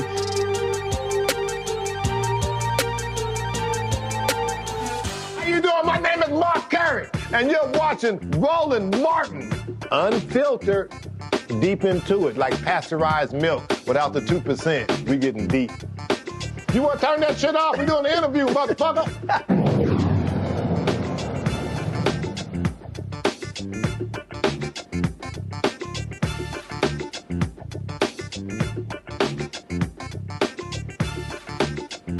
We're here in Philadelphia. This is a live shot. They're getting ready for the STEP show, Alpha Phi Alpha Fraternity Incorporated. So we are here at the National Convention in Philadelphia. Folks joining us right now, Roy Tatum is the newly appointed chair of the Political and Civic Engagement Committee for the fraternity. Roy, glad to have you here. Honored to be here. Let's get right to it. Bishop William Barber spoke yesterday and laid out in detail the numbers. When you talk about Georgia, it's a critical Senate election next year. North Carolina, critical Senate election. And when you talk about North Carolina, the Black Belt, which is really East North Carolina, and not fully tapped in terms of a lot of black votes there. And so what will fraternity members do in terms of mobilize and organize specifically in those two states where we could have a huge impact on who the United States Senator is in Georgia and North Carolina? One of the things I would say that the President Metellus has charged us with training all of our chapters in engaging in at the local level. So in North Carolina and Georgia specifically, I've spoken with the district directors, chapter presidents to engage their chapters and offer any level of training that they feel is needed. And they have graciously accepted. We just had a meeting where Congressman Scott and Congressman Green attended, and it was very well received, the mission that we are looking to embark upon. So we are working with Voteless People as a Hopeless People and the Commission on Racial Justice, and also as I lead the Commission on Political and Civic Engagement, I'm where the rubber meets the road. And so basically what we are going to do is operationalize the plans for that Alpha Phi Alpha has promoted for over a century, so chapters can engage at the local level, because we know that all politics is local. Right, but it has to be, I think, granular. I was last year, I was in Ohio. Actually, I was in Ohio, I was in Michigan, I was in different states. And I happened to go into this black-owned restaurant in Cincinnati. And I'm sitting there, and a brother came up to me. He wanted a photo. He told me he was frat, and he said, we're getting ready tomorrow to do voter registration at the football game. He was talking about the Bengals game. And I said, why y'all at the Bengals game? And he said, what do you mean? I said, okay, how much time are you going to spend at the Bengals game? And how many people do you think you're going to register the Bengals game? I said, as opposed to going down to the Board of Elections, identifying the 10 largest black precincts in Cincinnati, and then pulling the data to see how many registered voters are in each one of those precincts and how many people voted in those precincts. I said, and then take your members and say, we're going to do block walking on the folks who actually didn't vote. And he was shocked and stunned. He said, we can do that? I said, yes. I said, I believe that you're expending significant amounts of energy with a low return on that investment, as opposed to saying, no, we're going to focus on this one precinct. That's, to me, I think what has to happen in North Carolina and Georgia. Okay, you take who the folks who did not vote, and how do we all of a sudden say we're going to hit this small town on this weekend, Saturday and Sunday, this small town in order to drive the vote? To me, that's what has to happen. That's how we maximize our power. Limited resources, but maximize resources. You just offered what we call a data-driven strategy. And basically what we're saying is, one of the things that I'm happy to announce, and many people may not know this, is that we have an MOU with the NAACP. And what that means is, with the NAACP, we can utilize and tap into their resources as well, because they have access to the VAN, the Voter Access Network, which costs hundreds of thousands of dollars to access. So that with that tool, we can go in and see the data. We can see who's voted, we can see who's not voted, we can see who's registered to vote, we can see who's not registered to vote. And we can do that by zip code, we can do that by city, we can do that by the state. And so for what you just stated, as a precinct, we can definitely attack low voter turnout and low voter engagement by going to the barbershops in those communities, by going to the grocery stores in those communities, by going to the black church in that community, and obviously tapping into the other fraternities and sororities as well, because all of us have some level of voter engagement. And so if we want to maximize our efforts, we have to tap into Delta Sigma Theta, Alpha Kappa Alpha, Omega Psi Phi, Kappa Alpha Psi, as not just Alpha Phi Alpha, because, you know, all of us together living in the community, we can definitely make an impact that way. So. You know, I'm wondering, what is it that you do that you think is the most effective in terms of, you know, old school, we're talking about going down, you know, door to door and collecting emails and things of that nature, figuring out who's not voting and is voting. But in terms of 2025, kind of a modern day approach, how would you compare the two? Well, I would say I've been in the world of politics since 1995, so I know what it's like to use a green bar report to go knock on doors, to use sheets of paper to register people to vote. And in comparison to you accessing the VAN network, what I believe has to happen is we have to have a combination of high tech and high touch. Because what we see now, many people are just leaning into the high tech. Yeah. And they're losing the high touch. Oh, we've sent 40,000 text messages. Yeah. We've sent, man, I get these damn text messages. I'm like, Lord, if y'all send me one more. Right. But again, you got to, because here's the thing. When you touch somebody, yes, sister, our records show you didn't vote. Right. Can I ask you why? And she may have been in the do hospital. that. She may have been in the hospital when it was time to vote. Right. She may have had a car accident, or she may just say, "Well, baby, I forgot." That's or she may say, "You know what? I ain't hear from nobody." There you go. See, again, to me, I think sometimes you can be so new school that you act like old school don't work. Right. But it does. And that's why people lean into the high tech. Plus, it's easy. You ain't got to be in nobody's face. And most people, you know, here's the thing. You know, people can say that they're supportive of a certain candidate until you get into their face and say, why? Right.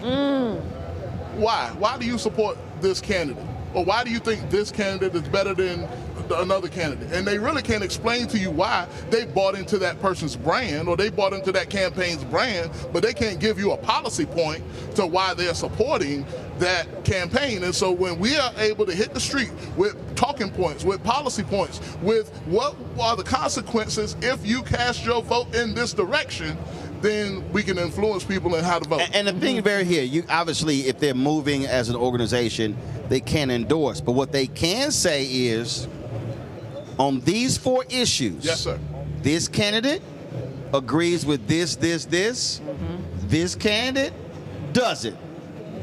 Ma'am, here you go. Right. And that's absolutely the approach. That's allowed. That's absolutely the approach of Political and Civic Engagement Committee and this Social Justice Committee that Alpha Phi Alpha is forming. We are not candidate-based. We are not personality-based. We are issue-based. So we will have positions on education. We will have positions on diversity, equity, and inclusion. We will have positions on business and entrepreneur development and leadership. We will have positions on the environment and climate. And so these are the things that we plan to take to our local elected officials, our state elected officials, and obviously we'll ultimately have a Alpha Advocacy Day on the Hill, which we definitely want to invite you to participate in, Brother Martin. Before I go, Teresa, somebody said, this Stephanie Humphrey says, why do voters have to hear from somebody to vote? Well, first of all, a lot of folks don't vote. Last election, 90 million people did not vote. That's right. The reality is there are people who are living lives, who are doing things, they don't necessarily vote. As simple as that. Teresa, go ahead. You know, it's so interesting that the Republicans kind of put this out and meant it for good on their end.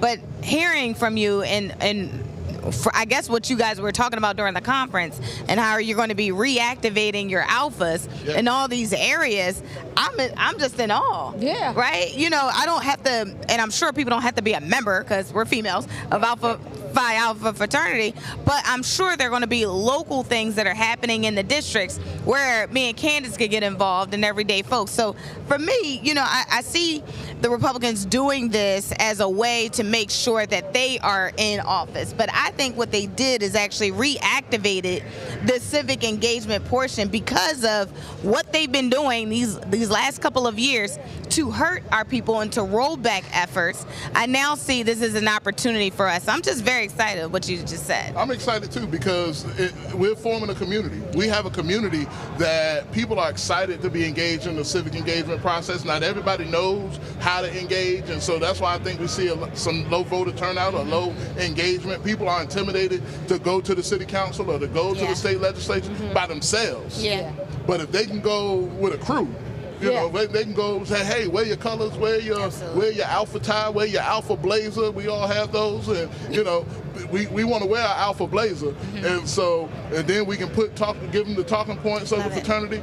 They're excited, and then on top of that, find the person that represents you. Yeah. Who's the person that represents your neighborhood as we talk about the state legislature, and then they know who to talk to, and they have their talking points. Yeah. And so we look forward to this kind of activity all across the nation. Yeah, I saw the Alpha Blazers out there. It didn't matter, it was 90 degrees. They were like, we got them on and we're going to help you win. That's right. Because we ice cold, so the heat don't matter.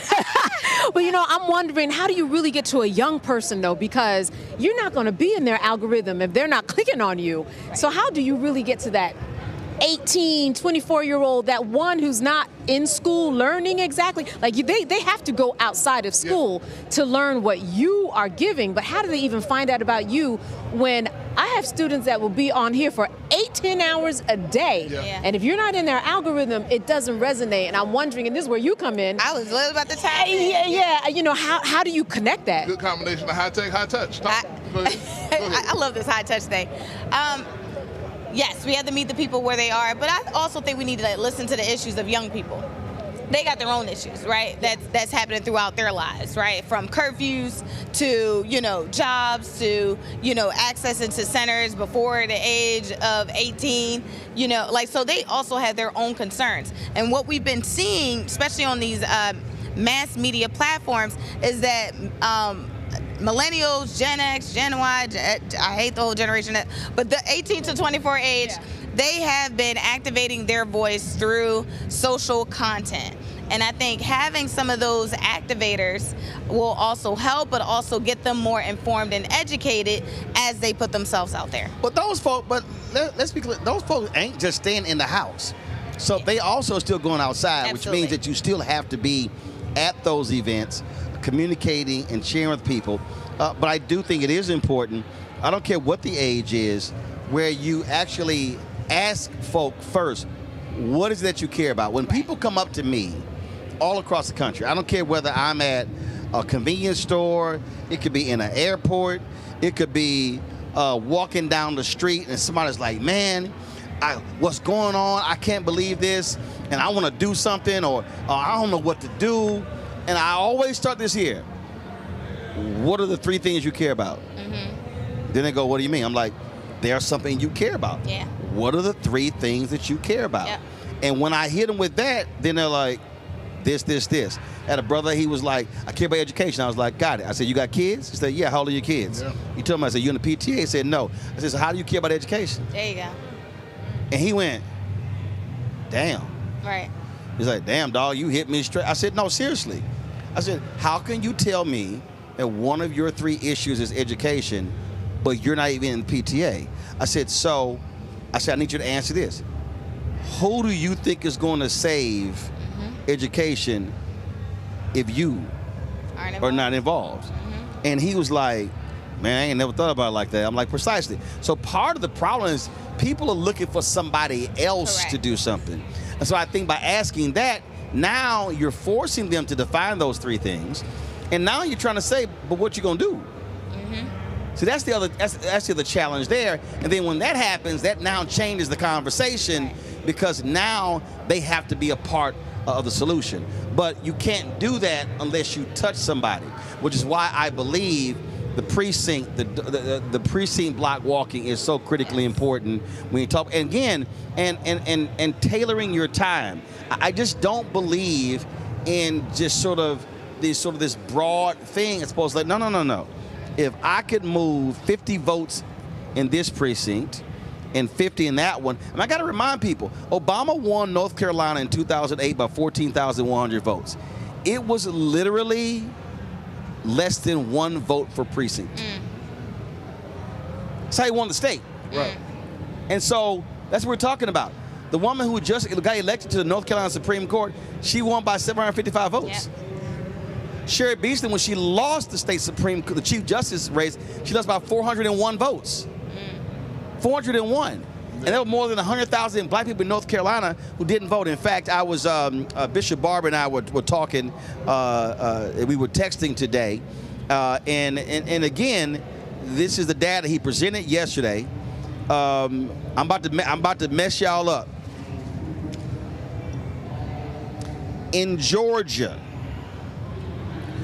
1,016,000 black people in Georgia did not vote. Trump won by 115,000 votes. In North Carolina, 661,000 black people did not vote. Trump won by 183,000. Our silence is literally killing us. Yes. Yeah. Our silence is literally killing us. 661,000 in North Carolina. Yeah. 1,016,000 in Georgia did not vote. Overall, 90 million people didn't vote. 40% of black voters nationwide did not vote. Even with a black woman on the ticket. 70% of white evangelicals voted for Trump. And Mike Johnson is the Speaker of the House, and he's Speaker of the House by 7,000 votes. They won the seats that gave them the House. They won those seats by 7,000 votes. That's why every little, that 20 here and 30 here, that's the election. 2 things, the 20 here and 30 here, you know how we do, we tell 20 and 30 other people, so it's not just the 20 and 30, right? It grows, and that's how we talk. But the other thing is this, we have such a serious messaging problem in that even when you say those numbers, if I'm someone who doesn't really understand the power of my vote, and I'm going out on a day-to-day in my community, and I'm being treated like I do not count, and I'm being told I do not count because I didn't get the loan, I didn't get the house, I can't, my loan has doubled, for my student education, my kids, might be on opioids, I don't have insurance. All of that is very, very defeating, and I think that's the balance that we are dealing with. The messaging really, and the things that you're doing, that's why it's so important, because you continue to hear that message, then you can fight the other messages that people are continuing to tell, even us on any given day. Right. But we kind of have different tools in order to deal with it. We understand that life be lifing. Yeah, exactly. That's it, exactly. And so the thing is our votes, our voice, help make our lives better. Yeah. And that's the translation that I don't think a lot of people get. But that's why I keep saying the organizations have to actually do it. That's right. Because what happens is if you're waiting for the candidate to do it, then it's not going to happen. And so that's why what I keep saying to the organizations, this is where we can fill the gap because, again, we are self-funded. We can handle ourselves. We can be in control of that, and we don't have to ask somebody's opinion. When we do it, we're not asking some white's campaign strategy. Right. We're not asking them, hey, please, pretty please, can we do this? We're like, yeah, we're going here. And that's why I keep saying to people, if you want to give money, all right, give money to groups that are actually doing it. When you support Black Voters Matter, we know that money is going to folk on the ground. It's going to Black-owned media. It's going to Black strategists. That's the whole point. I just think a lot of people don't understand that. Yep. All right. Roy, we appreciate it. Thanks a lot. Thank you. All right, folks. Got to go to a break. We come back. A couple more things we want to talk about right here. We're at the Alpha Convention in Philadelphia. You're watching Roland Martin Unfiltered on the Black Star Network. Again, don't forget to support the work that we do. Join our Bring the Funk fan club. Your dollars make it possible to do the work that we do. And understand, I tell people all the time, y'all, none of this stuff is free. Driving our vehicle down here wasn't free. The gas wasn't free. The driver ain't free. The staff ain't free. The power ain't free. And so we talk about having our own and building our own. That's actually what it takes because we're not funded by millionaires and billionaires. We're fighting these ad agencies every single day when it comes to resources. So your support absolutely is critical. If you want to support us via Cash App, use the Stripe QR code. You see it right here on the screen. Click the Cash App button, the pay button to contribute. You can also use that QR code for credit cards as well. Check some money order. Make it payable to Roland Martin Unfiltered. Send it to P.O. Box 57196, Washington, D.C. 2003-7-0196. PayPal, R. Martin Unfiltered. Venmo, RM Unfiltered. Zelle, Roland at RolandSMartin.com. Roland at RolandMartinUnfiltered.com. We'll be right back.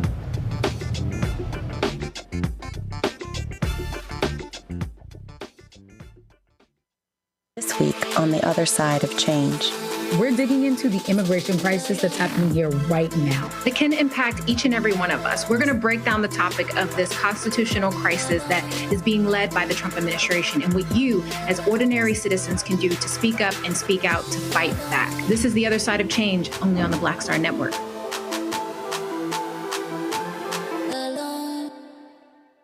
Now streaming on the Black Star Network.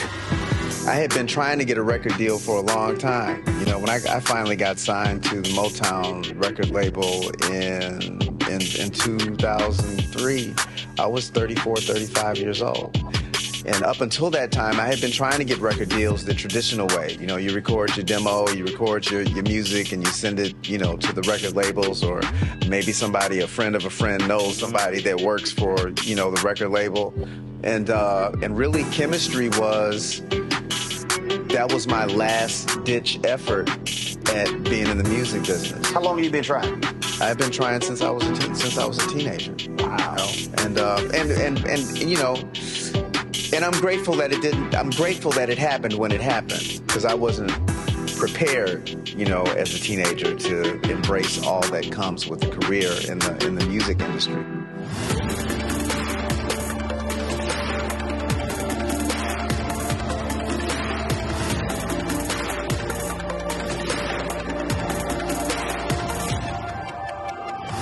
Hello, I'm Isaac Hayes III, founder and CEO of Fanbase. Listen to what I'm about to tell you. The window to invest in Fanbase is closing. We've raised over $10.6 million of our $17 million goal. That means there's room for less than 6,370 people to invest in Fanbase for the average amount. The minimum to invest in Fanbase right now is $399. That makes you an owner in Fanbase today. Go to startengine.com/fanbase to invest. Why? Because current social apps have taken advantage of users for far too long, with content suppression, shadow banning, harmful racist content, and no real tools for monetization and equity.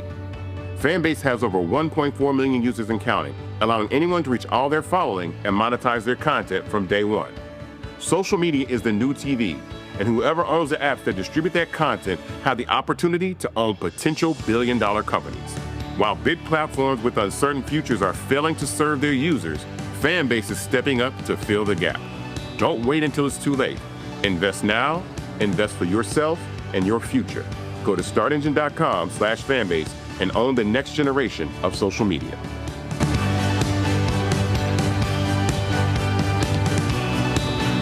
This is Motown recording artist Kim. You are watching Roland Martin Unfiltered. That boy, he always unfiltered, though. I ain't never known him to be filtered. Is there another way to experience Roland Martin than to be unfiltered? Of course he's unfiltered. Would you expect anything less? Watch what happens next.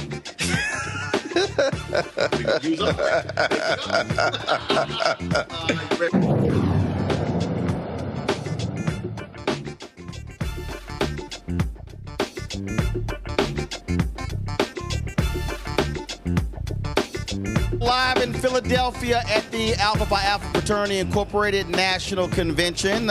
Folks are getting ready for the step show on this Friday. We are glad to be here, of course, talking, doing our show, talking about all the great things that are happening, not only with Alpha, but also just with all of the stuff that we are covering as well. And so we are just, again, glad to be here. So let's talk about a couple of things, folks. And y'all know we always talk about the importance of black-owned media. And the reality is we are living in a very different time today. We see what is happening in this landscape, dwindling voices, if you will, especially when it comes to black talk radio. And here in Philadelphia, WURD radio has had to deal with that. They recently had some layoffs that have impacted the station, and a lot of people are concerned about that. And we talk a lot about it on this show. Y'all, media is driven by advertising. That's right. And the reality is $350 to $400 billion is spent every single year on advertising. Black-owned media gets anywhere from 0.5 to 1%. Okay, I want you to hear what I just said. That's all black-owned media. That's, take your pick, that's Urban One, that's Black Enterprise, that's Essence, that's everybody. 0.5 to 1%. Now, many of these companies have market share. The black market share is 20, 30, 40%. So their spend does not compare at all to how black folks are supporting their products. And so that's what's going on, which also means that black folks have to be stepping up to support black-owned media. Joining us right now to talk about what's happening at WURD is the host of Evening Words, Dr. James Peterson. Glad that he can join us. Of course, still have my panel here, Teresa Lundy, Candace Kelly. Joining us is Andy Pierre, Chief Political Strategist, founder of Fox and Lion Communications. Glad to have you here with us as well. James, take us through because, I mean, look, WURD is fighting a good fight. WVON in Chicago fighting a good fight. And folks are always saying, oh, my God, I love listening to WURD. I love listening to VON. Oh, my God, Roland, I really love your show. And that's one of the reasons why, like when I purposely said, yo, the power is going to cost us $1,800. That's a real Well, the lights deal. are bright, bro. The lights are bright. Well, damn right, the lights are bright. You damn right. Pay for that. Right, because I paid for some good ass lights. You absolutely right. Those lights cost about 10 grand. You know, but again, I do that because I need people to understand that this stuff don't just happen. It costs money to run a media enterprise. It does. It does. I mean, there's a slightly happy ending to our story, Roland. First of all, thank you for having me on, and thank you for supporting WURD, especially through these tumultuous times. But WURD serves the black community here in the city of Philadelphia, and as you might imagine, during the 2024 presidential cycle, everybody was coming through. They all wanted to come to WURD. Everybody wanted to come on WURD. But that's great. We did that work. We continue to do the work. Folks know that because it's been publicized in the media that we had to lay some folks off. That's above my pay grade. Sarah Lomax and the Lomax family, who own the station and have operated for 20 plus years, had to make some tough decisions because of a lawsuit that's been filed. I'm not really authorized to speak on all the details of it, but some of that's also been published as well. Yeah, we talked about it here on the show. Yeah, and so the layoffs happened, but the good news is that we did a fundraising campaign just about a month ago. We set a modest goal of $20K for the month of June. We raised almost $70,000 in that campaign. So a lot of those folks who say, "Hey, we love to listen to WURD. We love what you guys are doing." Some of those folks, $5, $10. Okay, that was y'all campaign for June. What was y'all number for July? That's an excellent question. And what's your number for August? That's an excellent question. That's excellent. Now, what I think that our team was excited about the community being galvanized and energized in that one particular moment. I'm sure we'll see more WRD fundraising. No. It has to happen. I mean, seriously. Listen, people. I love when these haters talk, and I don't really give a damn about haters. Oh man, you always begging for money. I'm like, cause bills are monthly. Yes, they are. The reality is, in my office, we don't have regular Wi-Fi. That's right. We got fiber. That's right. That fiber costs me $2,500 every month, whether we are in it or not. And so I purposely put that out there because what happens is I don't want our people only supporting us in crisis when the glass has been broken in case of emergency. Right. It has to become a regular thing, and that has to be there because people say, "Oh my God, y'all really important." What you deem important is how you spend your money. That's right. That's and right. if you think that Starbucks every day is important, the reality is if you don't drink Starbucks for a week, you can give that to WRD That's right. or to this show or some other black-owned media. That's just real. And I would just add to that, Roland, that concept is at a premium right now. You see what they did to Colbert, right? Yes. I mean, they're crushing dissent.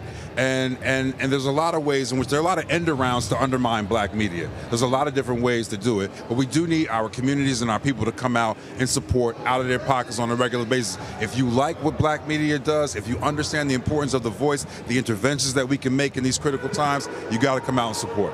Well, first of all, let me clarify. You like what black-owned media?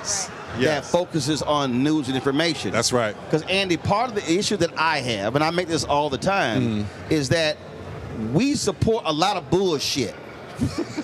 No, I don't care. Everybody knows I despise Zeus Network. But they've got thousands upon thousands of people who pay that money every month to watch bullshit. Yet when stuff jumps off, oh man, we ain't know, cause you were watching bullshit. And so we have to go there. Now I see Doc, he like, damn, bro. But the reason I have to say that is because we are bemoaning today, man, what happened to Jet? What happened to Ebony? All that sort of stuff. The media landscape has changed. And so we just have to sometimes just put it out there and challenge our folk to say, we gonna need you to support. Go ahead, you go speak to that.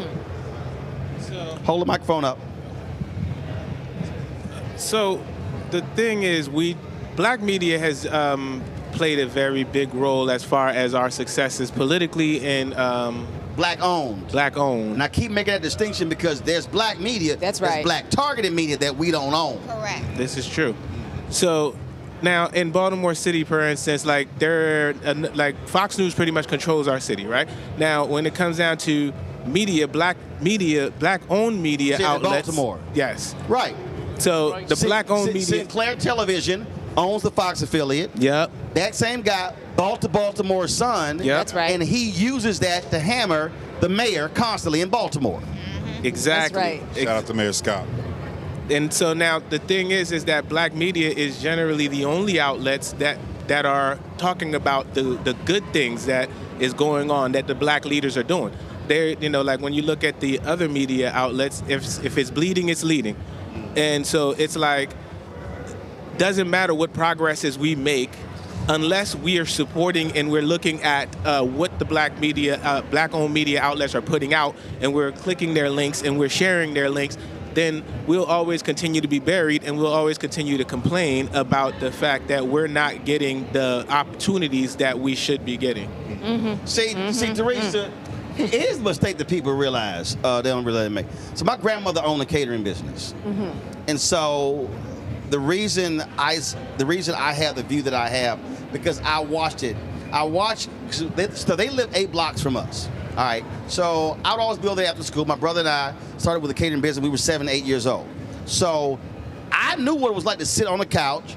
The bride's daddy or the grooms were sitting there with me. We watching TV, and the bride and her mama in there with my grandmother booking the wedding. And I would sit there, and I'm talking about the booking, it might be 4, 5, 6 hours. And they sitting there going through everything. I'll run we're gonna do silk flowers, fresh flowers, we're gonna do glass, plastic, we go all this sort of stuff. And nearly every time they'll sit there and get to the bottom. My grandmother got her legal pad and then get to the bottom, and it might be 14, 15, 17, 18,000. And then folks like, oh, Miss Lamont, I'm sorry. You know, all we had we just had about 6,000. Why y'all asked to come here and tell me you had 6 grand, and I sat here and spent all this damn time. And so that's how. So I'm watching that because here's what I understood. My grandmother could not charge what she needed to charge, and she didn't, which means that she paid us less. Right. That impacted her being able to run her business. Absolutely. And so that ain't how Ro do it. Yeah. So people call me and they like, hey man, we would love for you to live stream this event. Okay, where? Oh, it's gonna be in this city. Gotcha. How long? Okay, hit a number. Oh, we can't. That's bigger than our budget. I'm like, we won't be there. Now I say that because folks are always asking, can you cover this? Can you cover this? Can you cover this? And I literally go, you do know that stuff costs. Absolutely. And I told you, I'm petty. Right. I have the database of all 36,000 donors. I will run your name. And I'll be like, this person has never supported our show, but you want me to show up to broadcast from your event. At a discount. Yeah, you know, Roland, you're totally right. And, you know, as a fellow business owner myself, you know, I think when it comes to wholesale deals, we can only do but so much, right, at a certain time. But when you have Black-owned media, from the top on bottom, like, you know, if we look at the quality and excellence that I've been a part of this show for over 4 years now. I had to do the math the other day. And seeing it from a team of 2 to evolve from 10 plus. We didn't have these lights. And didn't have these lights. We didn't have these cinematic cameras. We didn't have these cinematic, like we got Netflix quality. That $5,000 fly pad. Absolutely. Okay, absolutely. These monitors are new. Absolutely. I'm right. But as you grow. So and that's the point. So again, and I can only take from my experience of seeing, you know, Roland just open the door of opportunity, right? I was brought in by a friend, that friend introduced, and you can't not have a voice when you're sitting alongside of Roland, you know. But what I will say is the growth has come like just as a very fast pace, and it's incredible to watch.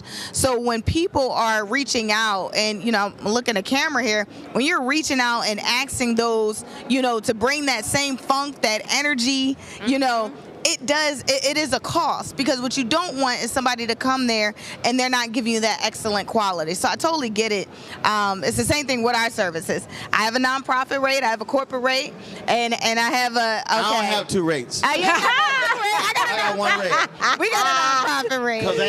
Because the invoice ain't 2 invoices. It's 1 invoice. Well, maybe I got to step it up, you know? Well, but see, I need people to understand why I'm so hardcore on this, because if WRD disappears, right?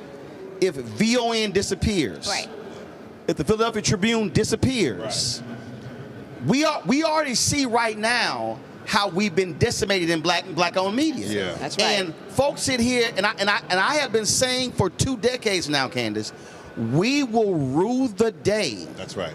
When we do not have black-owned media, and we're having to go ask somebody white for permission, can y'all please cover our stuff? Crazy. That is not a day we want to see. No, and it is not a day that's going to happen in this administration. Right. And when we talk about Stephen Colbert or PBS or anybody else who is going through financial struggles, let's talk about Trump and suing the Wall Street Journal, and Trump and suing and winning against ABC, and Trump suing Paramount, which we know is connected to Stephen Colbert. Yep.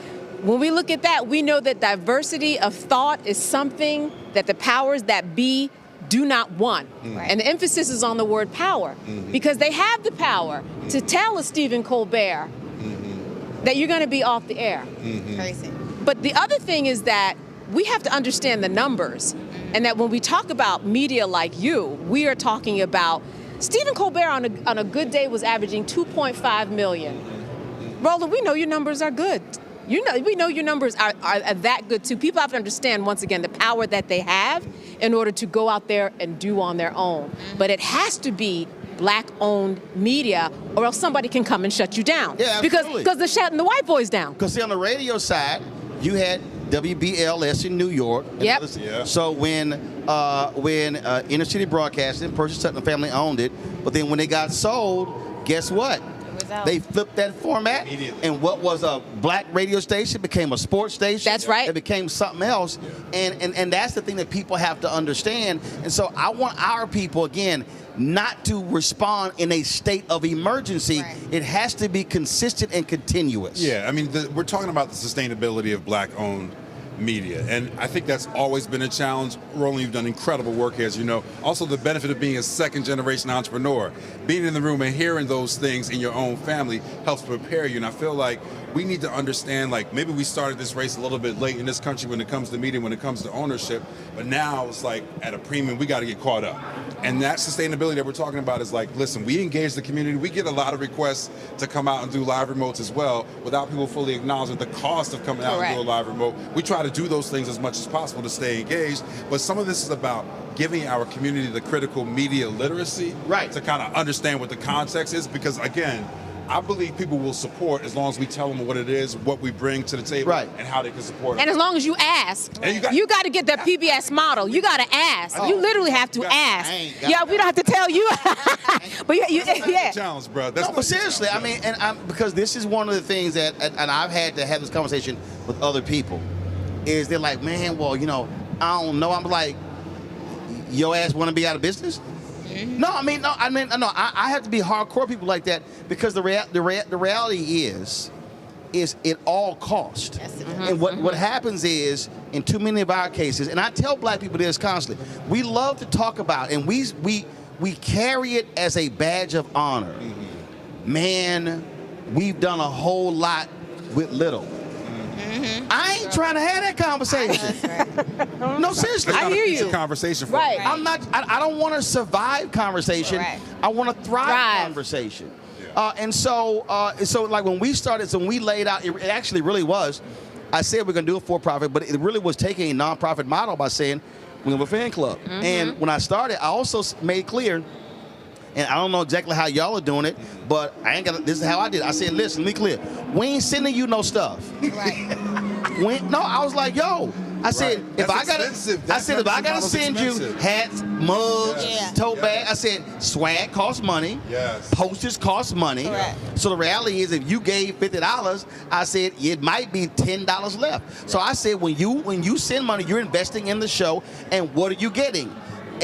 You're getting this 2 hours a day, 4 other shows, plus the live stuff that we covered. See, when people are watching us cover this congressional hearing or this live event, or this convention, they don't realize that I have to pay Associated Press $150 grand a year. When people say, man, I love the app, that's $140,000 a year. Oh, I run down the cost, because people need to understand that this stuff is real. So when you give, folks like, oh my goodness, man, I love you guys. It's not a Sprinter, but I love your new vehicle. That was $284,000.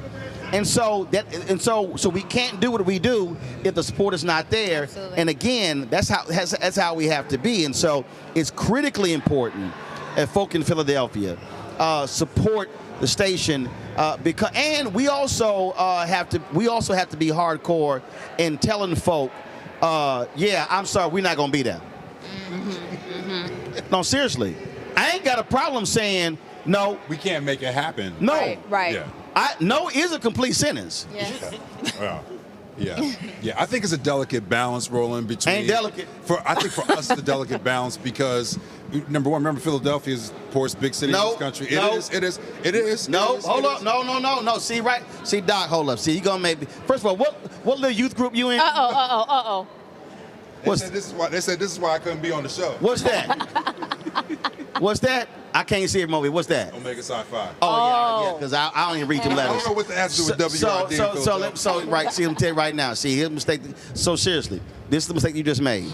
One, April 3rd, 1968, Dr. King said in Mason Temple's last sermon, he said, individually black people are poor. Yes. He said collectively, we're one of the largest economies in the world. Without question. So the mistake that we make when we start with the premise, we're poor. No, we're not. Yeah, let me finish, bro. I'm not coming from a deficit model. I'm giving you some context. The poverty rates in Philadelphia do matter in terms of the communities that we serve. We're not going to stop serving some of those communities, right? The organizations, nonprofit and otherwise, that work with them are sometimes our partners in the work that we have to do. I got you. It is a delicate balance to serve the community on the shoestring budgets of black-owned media. And what I'm saying is that's cute, but I disagree. Because the bottom line is this here. If somebody says, man, I really love what y'all do, can you support with $1? Exactly. See, you can't keep telling me, man, this is so valuable, this is so needed. And I'll literally say, can you not buy one soft drink? Right. For one, there are people who give us $1 a month. Wow. That $1 is just as powerful as the person that gave me 1,000, because if 100 people give me $1 a month, that's $1,200 a year. Yeah. See, and when we do that, the person's like, damn, I ain't never thought about it. Yes, I'm asking you, if you think WRD is so valuable, I'm asking you not to buy a bag of chips once a month. No, that's how we have to reduce it. Legit. And the person's like, damn, I ain't never really thought about it like that way. To me, that's how we have to do it. Because if you say it's that important, don't buy one bag of chips a month. That's all. I ask you, don't buy. That's $2.79. Yeah, bag of chips is $2.79. You throw in tax. Yeah. So I'm asking you, send us $3. This is some expensive chips. Lord have mercy. But that's the truth. But you know what? I think that also people need to understand this whole idea of legacy media, and that what WURD is, what you are, the seeds that you planted. What were you, 2019 when this kicked off? 18? 7 years in September. Yeah. So this is a new type of legacy media. When we talk about legacy media, we're talking about NBC, but this really is a legacy media. And if people understand how far that goes and what the images of seeing ourselves on television or on YouTube or wherever you might see them on your handheld, how that translates, because we know what the media has done to the black community and how we're portrayed. But legacy is also changing. So yeah, exactly. That's what it's changed. So for instance, I wouldn't call WRD a radio station.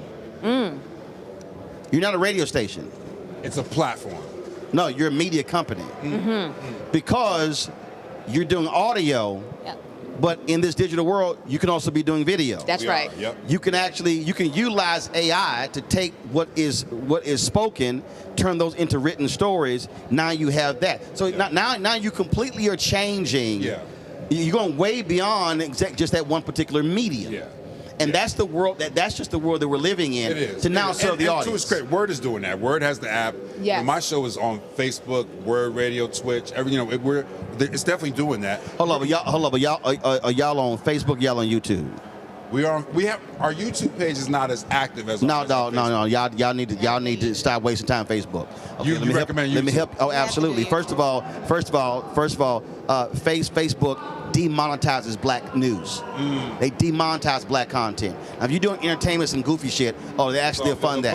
But if you're doing news, absolutely. So y'all should be driving your folk to your YouTube channel, because YouTube's model is much more content creator friendly. Second of all, it's the largest video platform in the world. Netflix is number 2. Right. And so once you hit a certain number of hours and viewing hours on YouTube, you now qualify for the YouTube ad program. So what I do is for our TikTok, our Snapchat, our Instagram, we drive everybody to our YouTube channel to drive that, and then because that's a program that you could call it literally passive income. That's right. But that's going to generate far more revenue. The check that we get every month from Facebook is a joke.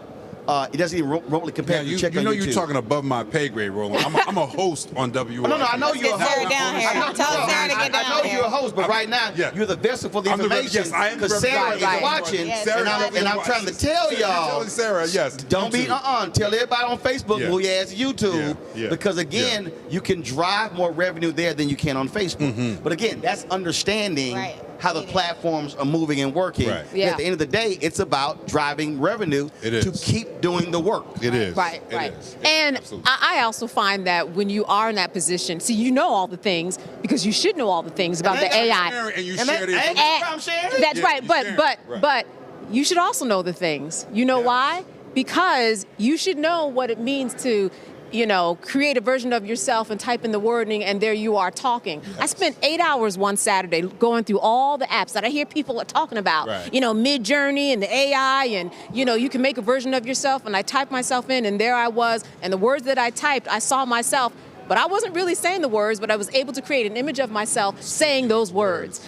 Eventually, those types of things that you learn, they have a place somewhere with what you're doing, but you do have to get everybody caught up on what's going on in the AI world and what's going on with all these platforms.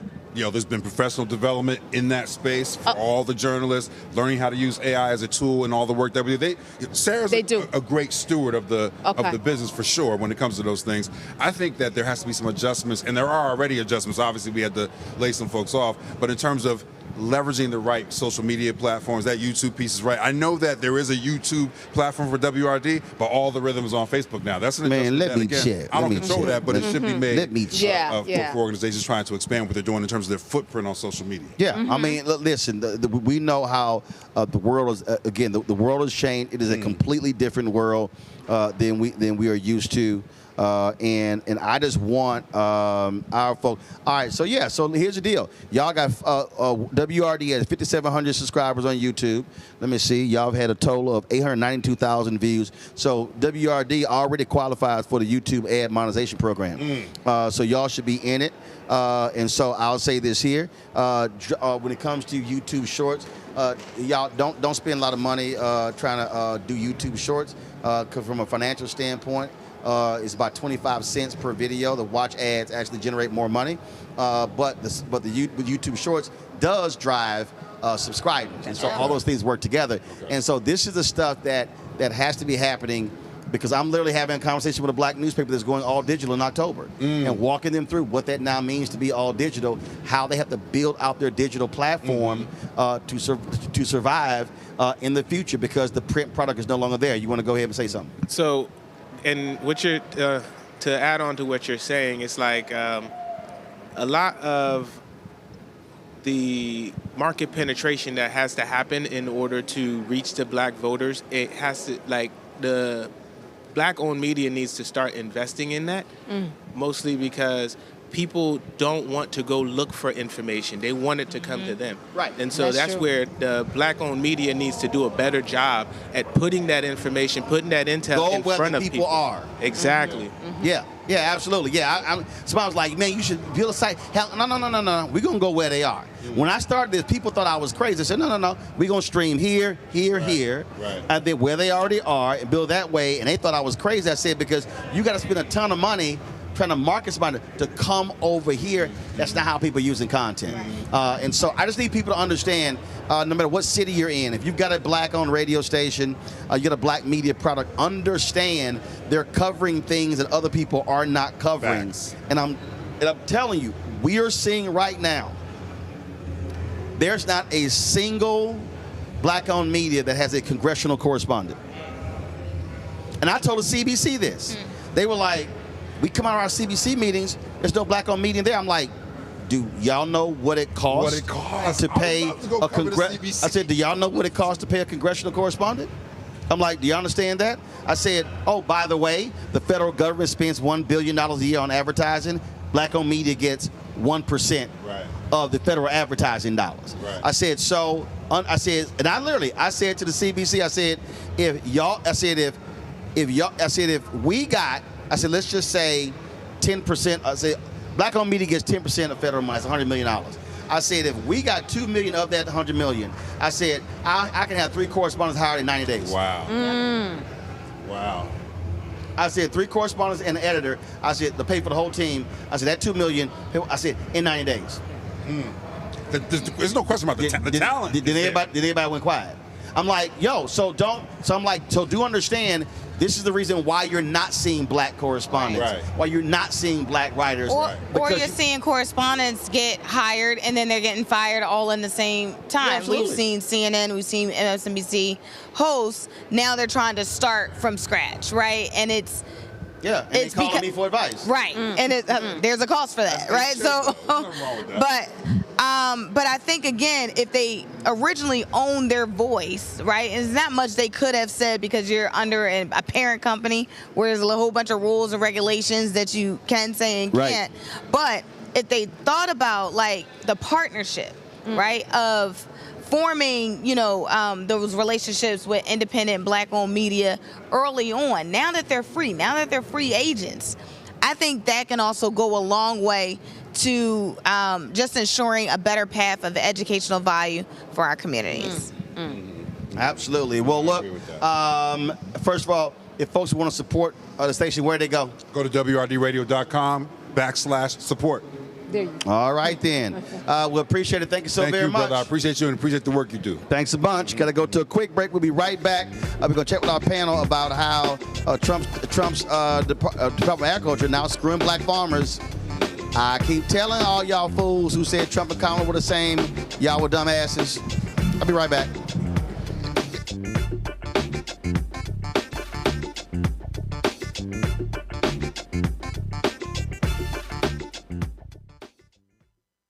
This week on the other side of change. Zohran Mamdani, the New York City mayoral race, and this progressive wave that has sent such a shockwave through all of New York City and really the rest of the country. Jamal Bowman is going to help us understand what this mayoral election means and how we make sure that it translates across the nation. Can you imagine national Democrats like identifying themselves as having flavor or riz or swag? Like, absolutely not, right? So hopefully the city does what it can in November to help resurrect this dying party and honestly just resurrect our democracy. Only on the other side of change on the Black Star Network. On our next A Balanced Life, we talk about how to get in touch with your feelings, emotions, how to find your North Star, and how to move your life along. Because oftentimes what we'll do is we'll accept what the world says about us as the truth and how we see ourselves, which that can be completely contrary to what the Word of God says about who you are. That's on the next A Balanced Life here on Black Star Network.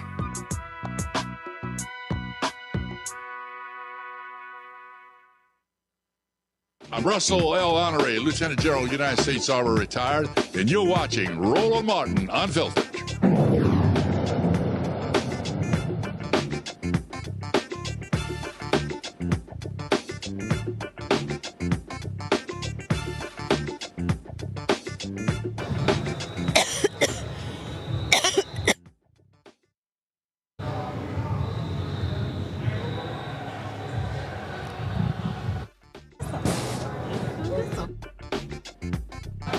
Good on camera.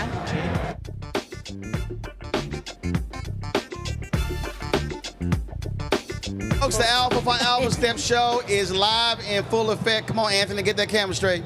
All right, it's happening as we speak. We're just outside. I see Reverend Dr. Frederick Douglass Haynes just rolled through with his Alpha jersey on. Were you the? How are you? How you doing, brother? Were you the step master when you were at? You know this. Stop. We Alphas. And see, people talk about Roland and say he steps like a Q. No, Q step like Roland. Let him know. Right. Ro is the step master. All right. We learned from Roland, and so did y'all Qs. First of all, we're talking about all the craziness going on. Earlier, we had Dr. WURD on talking about the Alpha PAC and how they're going to be raising money. Now looking at local races as well, not just the national races. That's it. And it's so important because, I mean, as you already know, Trump is targeting, especially in Texas, Houston and Dallas, and especially our girl Jasmine Crockett, in terms of trying to get rid of her because he can't handle her IQ. And so as a consequence, he's attacking her, going after Houston, but we ain't gonna let that happen. And so the alphas recognize what Malcolm said. You don't control your politics unless you control your economics. So we controlling the money so we can say something about the politics. All right, then. Always good to see you. And you clean as always. Well, you know, I try. I threw a little something on. I want to see you out here. Yeah, I'll be out there shortly. All right, y'all, real quick here, of course, the Trump, the USDA, screwing over farmers of color, ending a 35-year program that gave targeted assistance to farmers of color, even dropping the phrase socially disadvantaged. To comply with Trump's order, the USDA ended its diversity efforts across 14 programs, canceling 3,600 contracts and grants, claiming it would save $5.5 billion. It's directly impacting black farmers who make up less than 5% of the nation's farm owners. And I mean, look, I don't know how many times we've had to say this, Candace, but we kept telling these fools this was going to happen. And to listen to some of these Simple Simon Negroes telling us Kamala wasn't really black, Trump really wasn't as bad as we thought, we just being hysterical, why y'all trying to scare us, we survived him the last time, we survived slavery, we can survive this time. But they real quiet with all this anti-black stuff happening with the racists in the Oval Office. And you know what? That tracks. Here's somebody, and here are people who had everything written down in Project 25. Like you said, we've seen this. We knew this was going to come. We knew that this was going to be where we were. I just don't think people believed it. Anything that has to do with DEI, anything that has to do with you're giving me more in order to make up for what you've done for me, done to me because of the history of this country, is all going away right before our eyes. Now is the time for people to really, really pay attention. Now listen, if I were those black farmers, here's what I would do just in terms of legally speaking. Legally speaking, Trump, that administration, they don't want anything DEI. They don't want anything being decided by race or gender or ethnic origin. All right? Well then, and they want everything to land equally. Well, all right, then show us those numbers. Then it's got to be, you know, what is the average, what's the percentage of black folks, and then what's the percentage of... No, they actually stopped collecting racial data. Right. So you won't have it. I was just going to say, yeah. They stopped collecting racial data, but in terms of how it lands, if you are not going to actually put somebody out there... They're tracking no data. So you will not be able, because it happened last time, you will not be able to know how many fewer contracts we got because they're not collecting any racial data. Well, then that's going to be the responsibility of the organizations to do it on their own. Yeah. Because that's going to be key in order to rising up and saying, well, this is why we were asking for these numbers, and this is why DEI existed. See, Andy, what I have been laying out, this was shortly after the inauguration, I laid out, I said, I need y'all to understand, this is a concerted effort to defund black America. They want to attack the civil rights infrastructure and the economic rights infrastructure because that is the underpinning of black America. That's what they're doing. That's their target. That's their goal. That is definitely their target, is definitely their goal, and we're not collateral damage. We are a target. Now, it's mostly African Americans, immigrants, and women who are the main targets in this thing. And with what they're doing with black farmers, that's a